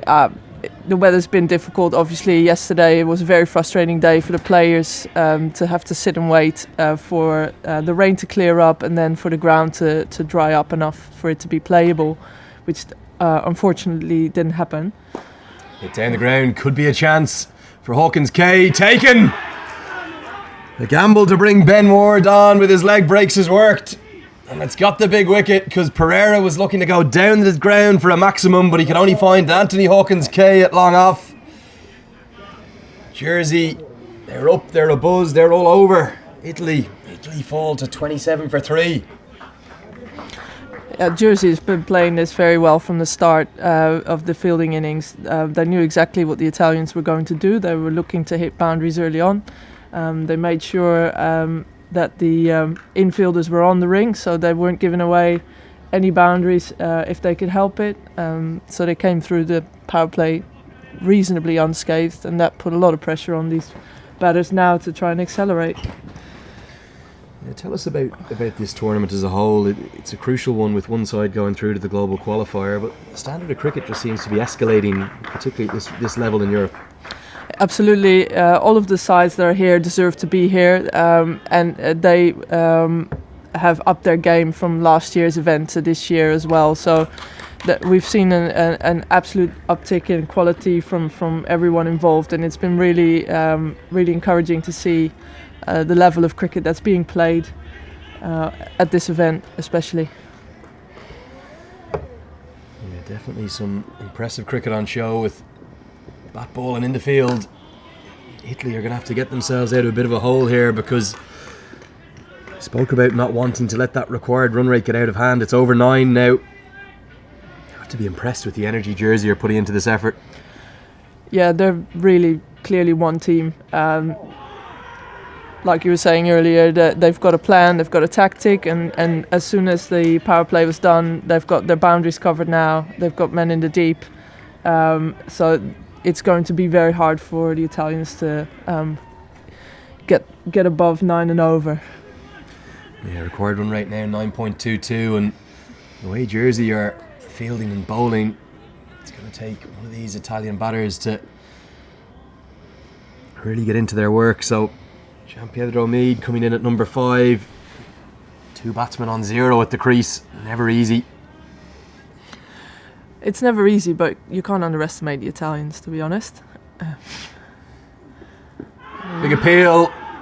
Maybe hit just outside the line of off stump. Rizwan Akram was immediately shaking his head.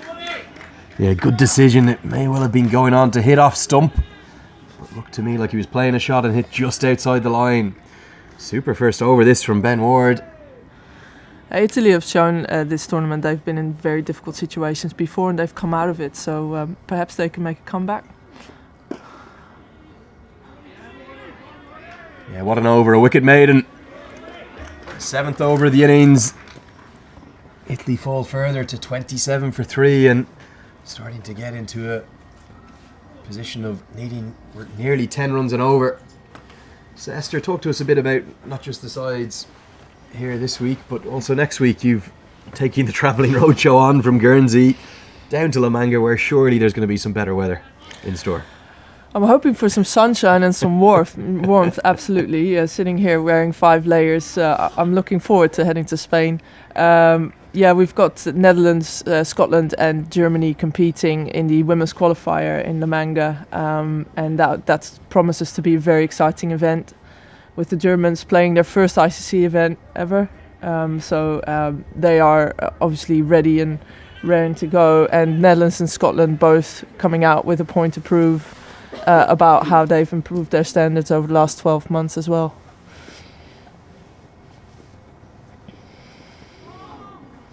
There's going to be a change in bowling for Jersey, and the skipper's going to bring himself on. Alaroo end, Charles Chuggy Perchard, he'll bowl his medium pacers, the keeper up to the stumps, and Jersey continuing to look to get the squeeze on.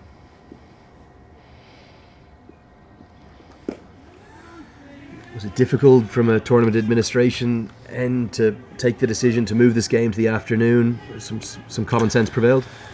There was a bit of discussion about it, because it's obviously not a normal procedure, so the technical committee considered every angle of it, and they made sure that all the teams were comfortable with the decision as well. So it wasn't taken lightly, but it was for the best interest of the cricket. Absolutely. Yeah, and we've seen a huge amount of rain here at College Field this week. The ground staff and the volunteers seem to have done an incredible job to get any cricket possible today. They've worked very hard. Obviously, they had to use some creativity, using space heaters underneath the covers to try and dry out the wet parts. Huge appeal, given not out. Just going to take a look at that. Yeah, it looked like it was just going down leg. Umpire Alex Worf had a long think about that. He was a bowler himself, and the only finger he put up was 2 fingers to indicate to square leg. There's 2 balls to go in the over.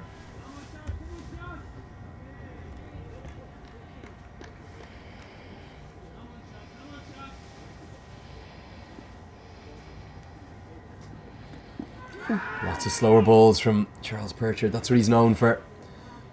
You can see just how much this game means to both sides, with the energy and the vibrancy of the fielding and around the field. Yeah, they're fully in it. I mean, everyone here knows what's at stake, and the opportunity to go to a global qualifier is massive for any team in this competition.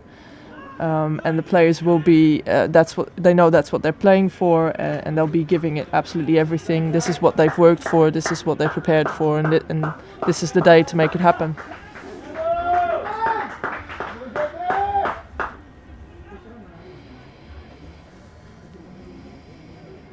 So 12 overs to go now, and it's snuck over 10 and over required, 122 to win. This Italian innings in danger of going nowhere fast. 28 for 3. Plenty of batting down through their lineup, but it hasn't been tested too much, as the vast majority of their runs have come from Pereira, Mayalo, a few from Manpreet Singh as well at the top of the order. Well, it looks like perhaps they're trying to force it a bit too much. There's plenty of space in the field to take some singles and get a bit of rhythm, but they look to be hitting the boundaries to try and get that run rate up. But if I was them, I'd just be looking for a couple of singles, get settled, and then go for the bigger shots. Yeah, tall task facing the Italians, there's no doubt. Big hit down the ground is going to help them. It's going to be the first maximum of the innings for Italy. I think it's flown all the way, it has indeed. Signalled as a 6, and Abdul Rahman showing what he can do. Yeah, he just muscled that through here. It wasn't even coming out of the middle of his bat, so he just used a bit of strength and power to get it over the line. Italy are going to need plenty more of that, but with that one solitary blow, it's brought the required run rate down below 10 and over again. So Italy still fighting hard here. Full toss hit into the offside. Probably just going to be a single. They're going to look for two. A little bit of a mix-up in the running between the wickets. They will get back for two. Hawkins K caught on the back foot a little. Loud cheers in the Italian tent to our left. They haven't had much to cheer about so far. I reckon that six has given him a bit of confidence. Got away with that sneaky two there.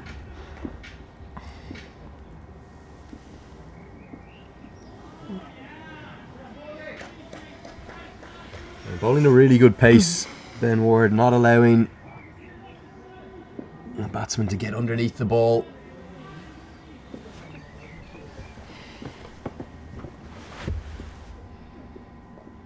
Really good bowling, full and straight, looking for the late cut.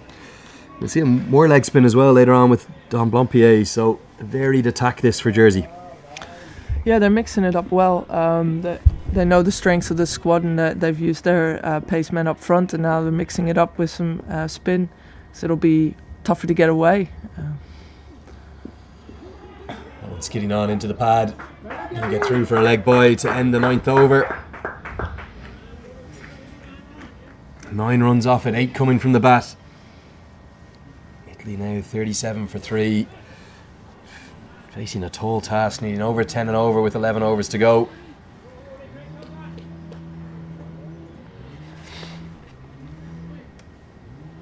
Esther, how much goes into a tournament like this in terms of preparation, working with the host board, all of yourself, Ed Shuttleworth's and Michael's efforts? There's a lot of work that goes into it. We started conversations on hosting probably about 9 months ago, and the first thing to do is to assess whether a country has the capacity to deliver, and do they have the right grounds, the numbers of staff around the ground, the volunteers. Then it's talking about where do we put the players? What's an appropriate hotel? Does it have the facilities that we need? There's a lot to consider there. Don Blompier into the attack, just as we spoke about. He's greeted with a smash down the ground from Abdul Rahman. So we've had a lot of conversations early on, and that work then keeps going for the next 8 to 9 months. A lot of it is done by the host country, but we have regular updates with the host on where they are with the organisation of it. Obviously, we appoint umpires and liaise with the teams as well, make sure everyone's got their squad sorted and their kids sorted out, and that they're up to date on what they need to be doing. It's a glorious shot from Abdul Rahman, using his feet well again, down the ground, straight as a die. Goes into the side screen. They're going to need plenty more of that from him. 6 and a 4 in his innings of 14 so far. Just starting to show what he can do for Italy. Dragged down this time by Blompier, pulled into the deep.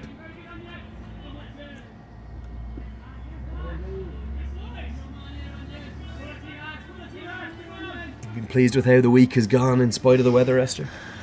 Yeah, it's been hard work, obviously, with the weather that we've had, but the games have been good, and so far we've managed to get all the games in, which is really encouraging. It's never nice when a game rains off twice, so we're glad to get all the cricket on. Absolutely. Well, the rain never makes things easy, does it? No, and we've challenged ourselves this year with putting the live stream on as well. It's been added logistics for everyone involved, and of course this morning having sign language commentary on it. So there's been a lot of extra work around this particular event as well. So we haven't made it easy for ourselves, but the result has been above expectations, I think. Yeah, tell us a bit about that sign language. World first this morning. Umesh Valji, the MBE, the former captain of the English national deaf team. It was have to say myself, commentating, it was a really special moment to be involved with. Yeah, it was an idea that Ed came up with quite recently after we had a match against the Disability 11 with some ECB office staff, and it was just a really good opportunity to showcase what we can do to promote inclusion and promote what is possible, to make sure that people from the deaf community feel part of our cricket community as well. He was an inspirational guy, or he is an inspirational guy. Ramesh, really privileged to meet him, and he did such a good job describing all those pictures. I think his commentary was certainly a lot better than mine. I really enjoyed watching back on some of it there on the YouTube channel. Yeah, he did a phenomenal job. I mean, for somebody who's never done that before, never worked with a green screen before, he just jumped right in and did it. Really good work by the keeper. Given came off the inside edge, and quick as a flash, Jake Dunford whipped off the bails, and he caught Raymond Abdul short. He's been one of the stars of this week, Jake Dunford with the gloves. He's been going viral around the world with his catches. He's just done the business and managed to stump Abdul Rahman and catch him short. That's the 4th wicket to fall. Italy sink to 46 for 4. Yeah, they definitely have a mountain to climb from here on in, with half of the overs gone. And run rate now up to 11 for the rest of the game. That's going to be hard work for this middle order. And perhaps Italy's last really strong hope coming out in the form of Michael Ross. Michael Ross, who slightly damaged his shoulder. In fact, he had to run off the ground for treatment for a couple of overs before bravely coming back out to bowl 2 overs of off spin. He's in at number 6. But Italy, they're in trouble. A little bit of misfortune. That wicket perhaps for Rahman Abdul.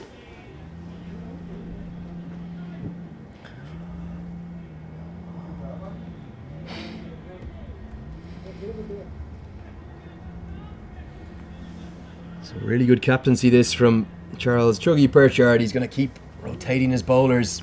Elliot Miles, the left arm spinner, back into the attack. A very tall task. Facing the Italians. Miles into his 2nd over here.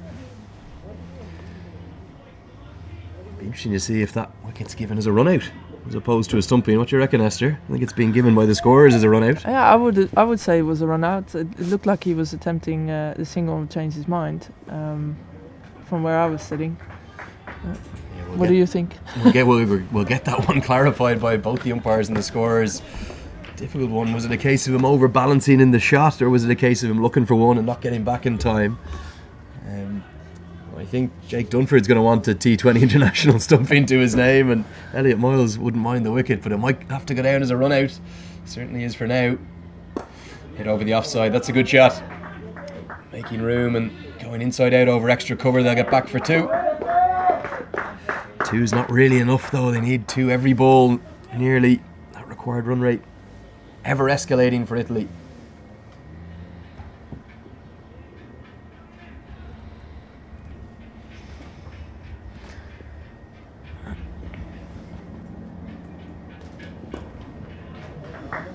Flipped into the leg side this time. It could be back-to-back 2s. No, good decision. Jersey fielding continues to be really good. That's Jonty Jenner this time. How good a knock was that earlier from Jonty Jenner, Esther, one of the knocks of the tournament? Yeah, that was phenomenal. I mean, the shot he hit over cover going for 6 was probably the best shot I've seen this week. Yeah. It was stunning. So it was really enjoyable to watch. Shorter, flatter, hammered into the deep. A rare misfield out in the deep. So it's the end of the 11th over. Italy have brought their 50 up, but they're only 51 for 4 after 11. Let's take a quick look at the points table if we can.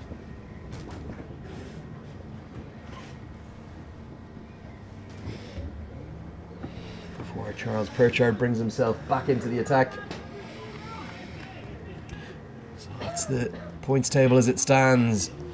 on what is the penultimate day of this ICC Europe Men's T20 World Cup Europe Final. Jersey and Italy, they are fighting it out. It's a top of the table clash. And Esther, you must be really excited to see which one of these countries is going to, any one of 3 or 4 countries is going to end up representing the European region on the global qualifier. That one's clipped into the leg side, just going to be a single. Would you be hopeful that whoever it is will go to Dubai and Sharjah in the UAE and be very competitive? Absolutely, yeah. We're confident that the cricket that they're playing here is of a very high standard. So we'd love to see them go to the next level and perform really well. I mean, we think that a lot of these sides have it in them to do that.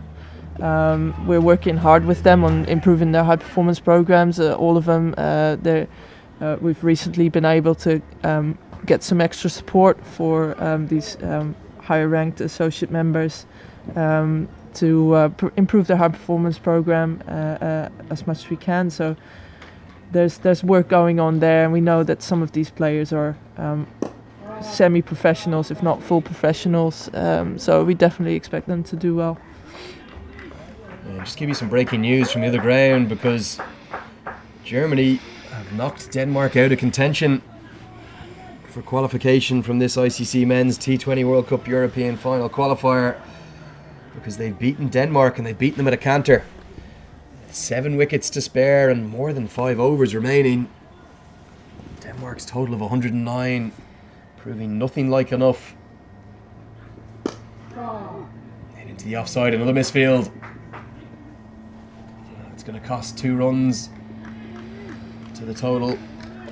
So a great result for Germany. They stay in contention. They'll need to win their 2 games that they play tomorrow to remain in the competition.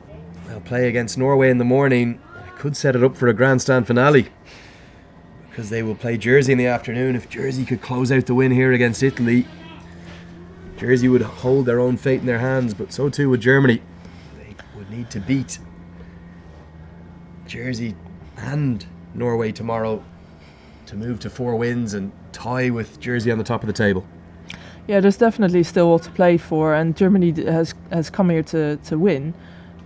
So tomorrow is going to be fascinating. Boldham. That is the 5th wicket. And it goes to the captain, Charles Chuggy Perchard. It was the slower ball. In fact, it wasn't. It was the Yorker. It's got right through Michael Ross. Hits leg stump, and huge celebrations for Jersey. Italy in all sorts of trouble now. They're 57 for 5 in the 12th over. I just wonder how much that shoulder injury would have affected Michael Ross. Really didn't look himself after having to run off the field. It was a nasty blow for him. Jersey on the brink. Yeah, they definitely are, and I mean, they'll be sitting very comfortable with their net run rate at what it is. So Germany, if they are to win both tomorrow, Germany will have to do so very comfortably to make sure that they can catch up Jersey on the run rate. And it's not just Jersey's fate that is in action here, because Italy, they're also going to need to make sure they make this margin of defeat, if they do lose, as close as possible. As Esther De Lange says to my right, or to my left even, they too could stay in the mix with a win tomorrow in their final game over Denmark. Could very well end up with a situation with 3 teams tied at top of the table with 4 points, and then it's over to the net run rate calculators. Yeah, it shows how close these teams are to each other, and how competitive this tournament is and is going to be tomorrow. Obviously, it's great for the tournament to have such an exciting finish and to have 3 teams still in contention for qualification. There's absolutely all to play for still. Yeah, 12 overs gone now. Italy 58 for 5 and really staring down the barrel here. They would not be knocked out of the tournament, of course. They could still keep their hopes alive with a win on the final day if other results can go their way, but Jersey definitely advancing into pole position.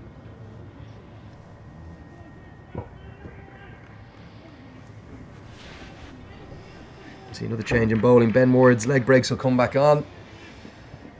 Really impressive performances from Jersey. Plenty of support have made the journey across. Less than an hour ferry across from Jersey, Esther. Yeah, the islands are obviously really close to each other, and there's a bit of friendly rivalry between them. There's a lot of gentle ribbing when they meet each other on and off the field. But yeah, Jersey have had great support from their friends and family, especially on the weekend.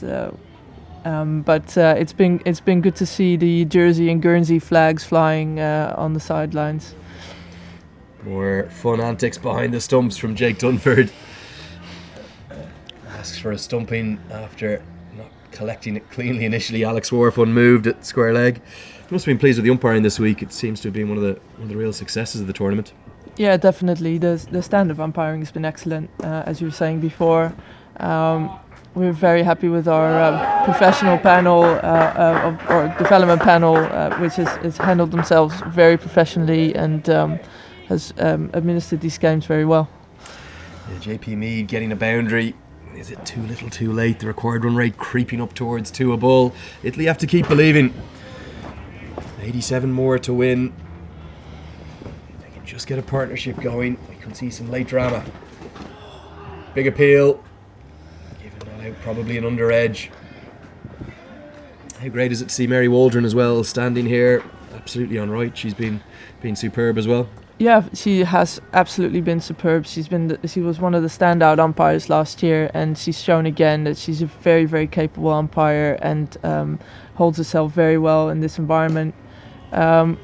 It's great to have a player transition into umpiring because they obviously have a different understanding of the game of someone who hasn't played at an international standard before. So it's very encouraging, and she's a great role model for hopefully a lot of future female umpires in the game. Absolutely. Get into the leg side. There's a man out of cow corner, so just going to be a single. Jonty Jenner, Jersey getting their best fielders into the key positions. So Esther, I know you have a million things to do. I want to thank you for joining us, and we'll let you get back to the final aspects of what's the penultimate day of the Men's T20 World Cup European Final. Thank you, Esther. Thank you. Esther Delanga, the Development Officer for Europe for ICC. 7 overs to go here now.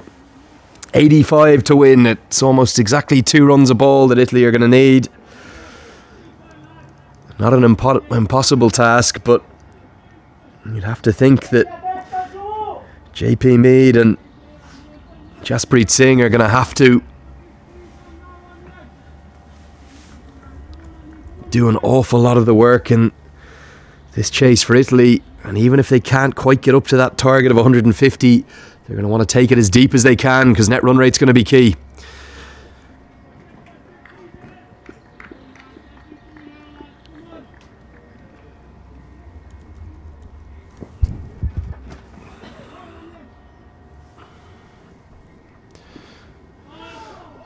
Short and flat. Looked for the huge pull into the deep. Jaspreet Singh. None of the Italian batsmen have really found their timing yet. Jonty Jenner made it look like he was batting on another pitch in the first innings. We'll just see a dead ball signalled by umpire Alex Wharf. Jaspreet Singh not ready. Plenty of cries in Italian. Lots of advice.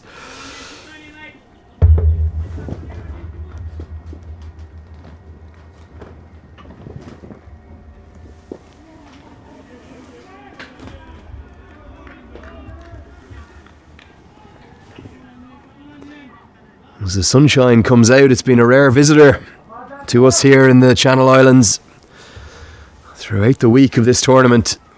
Weather looks to be set fair for tomorrow. We'll have 4 matches.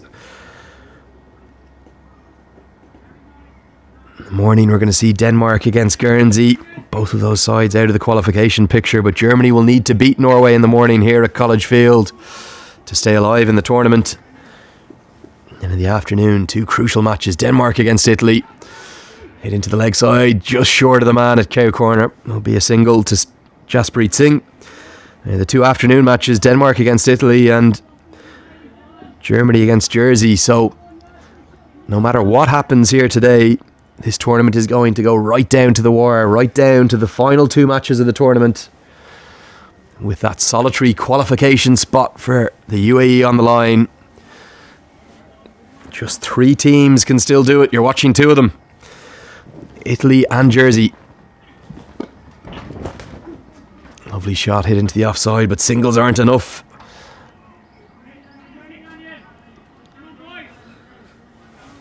Blampier's leg spin complementing that of Ben Ward from the pavilion end. Both of them have proved hard to get away.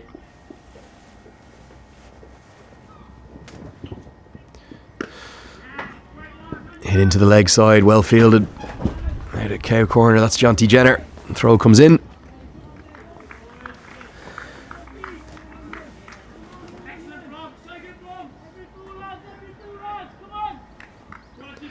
That required run rate really spiraling out of control from an Italian perspective. They need boundaries and they need them in a hurry.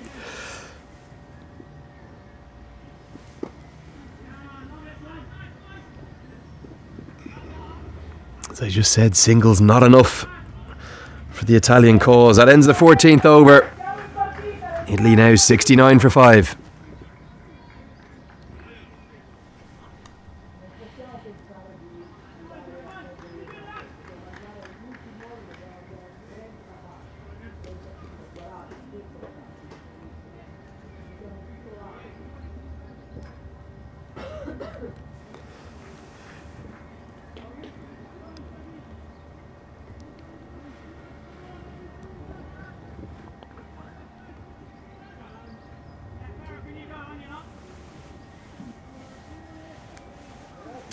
Charles Chuggy Pritchard, the Jersey captain, continues to ring the changes. He's going to bring himself back into the attack now. It's time for the pavilion end, switching ends himself, not allowing the Italian batsman to settle. Seen 2 really good captaincy performances today. The Italian skipper, Shan Munasinghe, both with ball in hand and leading his troops in the field, and he's been matched by Charles Chuggy Pritchard. Inside edge, going to be no run there, and desperation continues to grow for Italy. The exception of that solitary 6 from Abdul Rahman, they've had nothing to cheer really.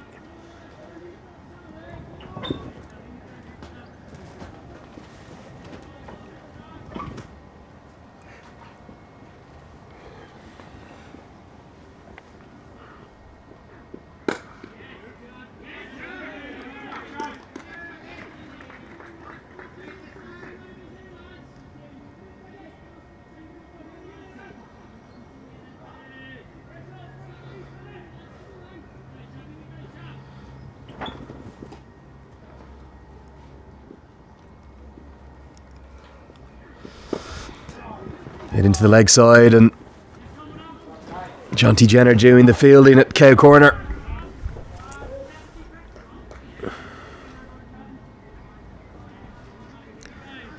So those boundaries that Italy need just don't seem to be coming.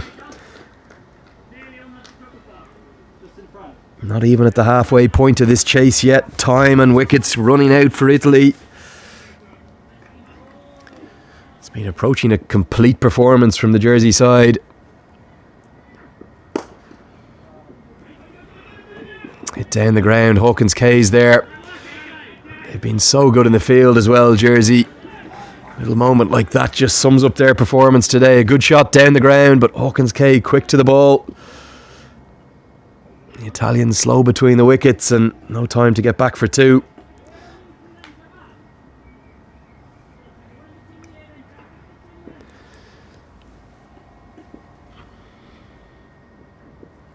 Bowled him! A punch of the sky from Charles Pritchard.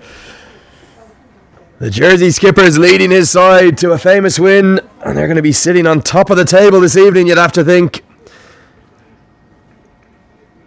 Mead was looking to hammer it into the leg side, but it hit the top of off stump. Effective stuff from the Jersey skipper. That's the 6th wicket to fall. Jersey there right on top now.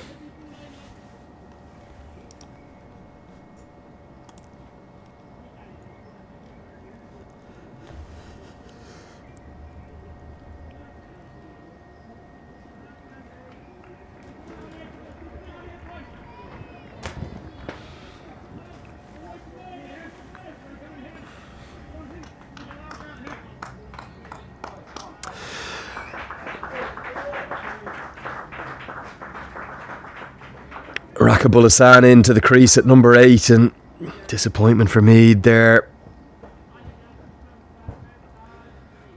So much on the line for both these sides. Jersey really putting themselves into a dominant position now. Looks like they're going to move top of the table at the end of this, the penultimate day of the tournament. Tomorrow we weren't supposed to have any play, but the reserve day is going to be used for 4 matches. Big appeal going down the leg side. Rizwan Akram is unmoved. Ends the 15th over.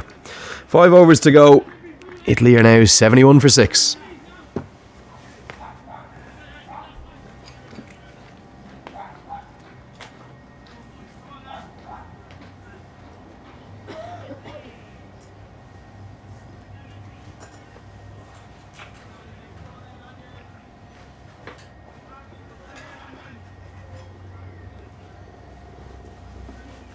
Probably the nicest part of the day. All of a sudden it's approaching 7 o'clock local time here in Guernsey, but the sun shines out and there's a few bemused faces in the crowds because they haven't seen it all week.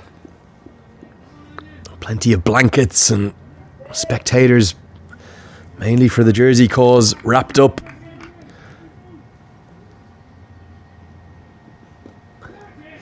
Hit away, bouncing just short of the diving fielder at point. Jaspreet Singh and Rakibul Hassan have a mountain to climb. They need 16 runs and over now. Still haven't reached the halfway stage. It's been a good batting pitch, but just a wonderful bowling performance from Jersey.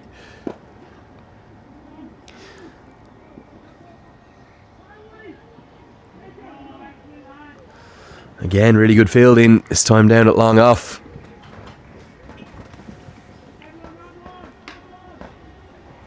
Ben Ward down there. You can see what Charles Perchard is doing with his fielders. He's getting all the stronger fielders with the better arms into the key positions.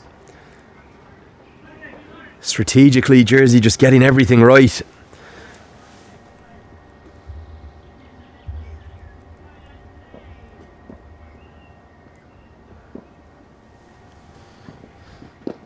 Hit into the leg side. There's a man out at cow corner. It's going to go right down his throat. Rakibul Hassan couldn't quite clear the ropes. That's the 7th wicket to fall. He replays the shot, but he's got to go. Dom Blompier strikes.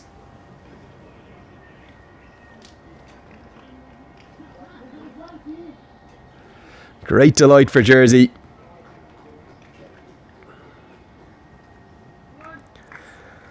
They're on the brink. At least 72 for 7.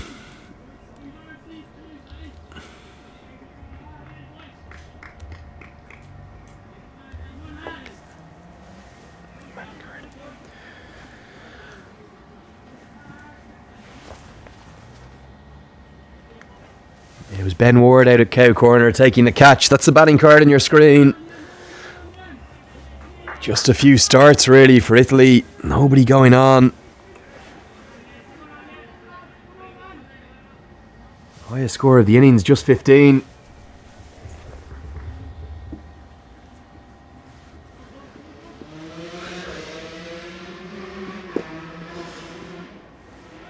New man to the crease is another one of the Singhs for Italy, Baljit Singh. He's been so impressive with the ball all week. He gets an opportunity to show what he can do with the bat now. And he's not going to last long because he looks to hammer one into the leg side. It skews off the outside edge straight to the Jersey captain, Charles Perchard, who takes a simple catch. Italy fall further, 72 for 8.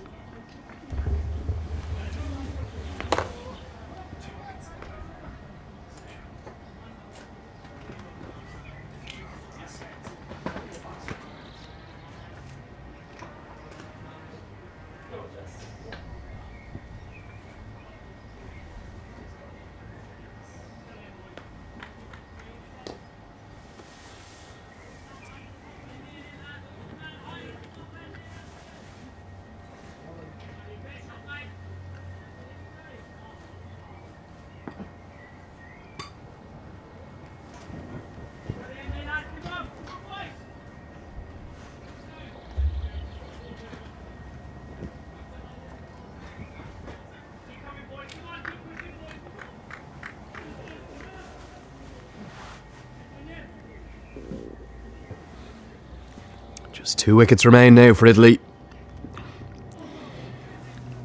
Really good bowling this from Dominic Blampied. The skipper in at number 10 for Italy, Shan Munasinghe. 2 wickets in the over, just 1 run coming from it. Italy 72 for 8 after 16.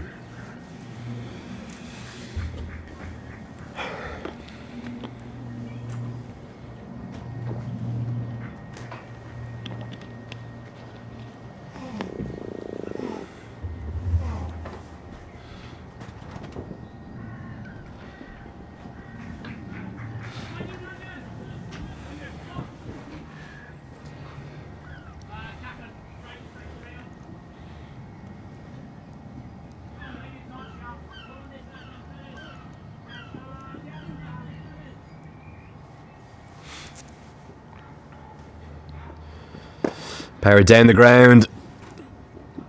We're going to have a boundary. Some late runs for Italy to cheer. Jaspreet Singh just hitting that low full toss from the skipper Pritchard straight down the ground, and despite a despairing effort from Anthony Hawkins K, runs away for 4. Brilliant camera work that there from Jess, and bringing you these pictures with 3CI Sport all throughout the week. Phil and Tom and all the team, delighted to be doing so. Hammered into the leg side, and it's going to be the 9th wicket. Just after a boundary for Italy. They continue to fall further, and this innings has just gone nowhere. Pritchard with his 3rd wicket. Yet another good catch in the deep.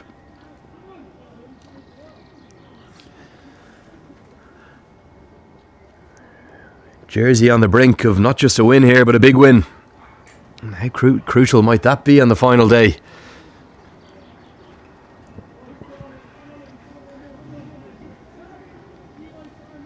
If Germany or Italy are going to catch the table toppers Jersey, they're going to have to do it in some style, because Jersey right on track to get a big net run rate boost. Not only go top of the table on 8 points, but also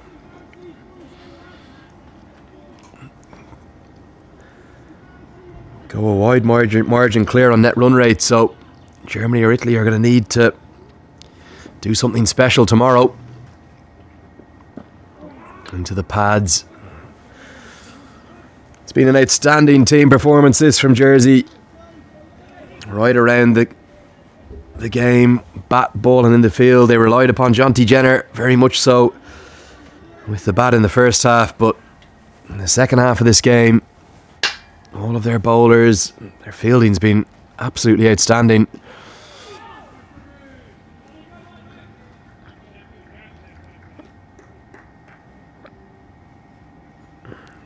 It's Charanjit Singh in at number 11 for Italy, but he's at the non-strikers end at the moment. Italian captain Munasinghe is on strike, and he must be wondering where it all went wrong. And he's going to be spending the entire evening wondering that, because he's looked for the mighty blow into the deep, and Italy have collapsed in a heap. They've been bowled all out for 76. Jersey run out 73-1 victors with an emphatic performance here at the College Field in Guernsey. They're going to go top of the table tonight, and they're within touching distance of that solitary qualification spot from the Europe region to the global qualifier for the T20 World Cup. That's going to be held out in the UAE in October, and that's why these celebrations are so emphatic. They know what it means. They know they are on the cusp of sealing back-to-back qualifications. Remember, they were the side that went to the qualifier from the Europe region back in 2015, a qualifier that was held in Ireland and Scotland, and Jersey gave a really good account of themselves 4 years ago. They're wanting to get back on that stage. Great joy for Jersey. You can see the celebrations there, but despair for Italy. Having won their first 3 matches From the moment that their captain won the toss, after a tight opening few overs and an early wicket or two, it was the Jonty Jenner show. His innings of 71, the highest in the tournament so far. And what that means is that after a quite brilliant bowling performance from Jersey, warm handshakes there. Tournament being played in brilliant spirit this week. But a sorry tale there, that Italian batting card. Nobody making more than 15.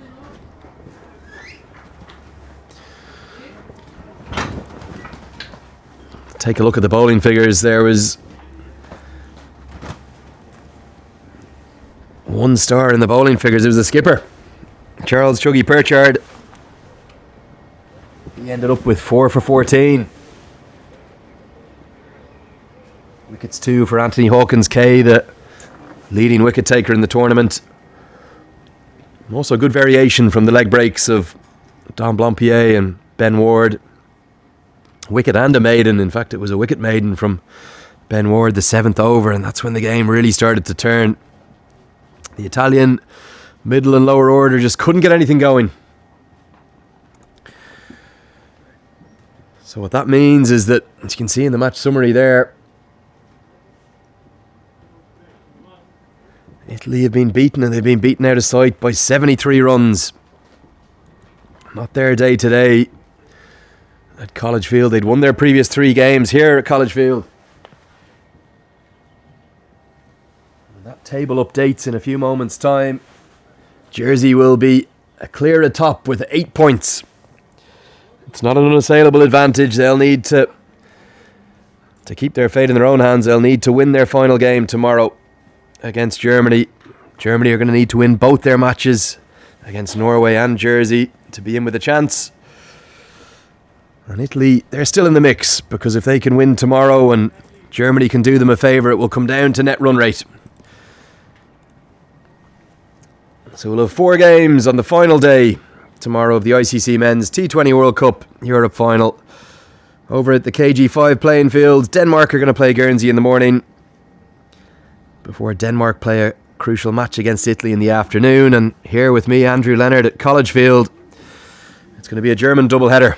Germany will have to beat Norway, who are bottom of the table and winless, in the morning, to then give themselves a chance of turning over Jersey, who are unbeaten so far.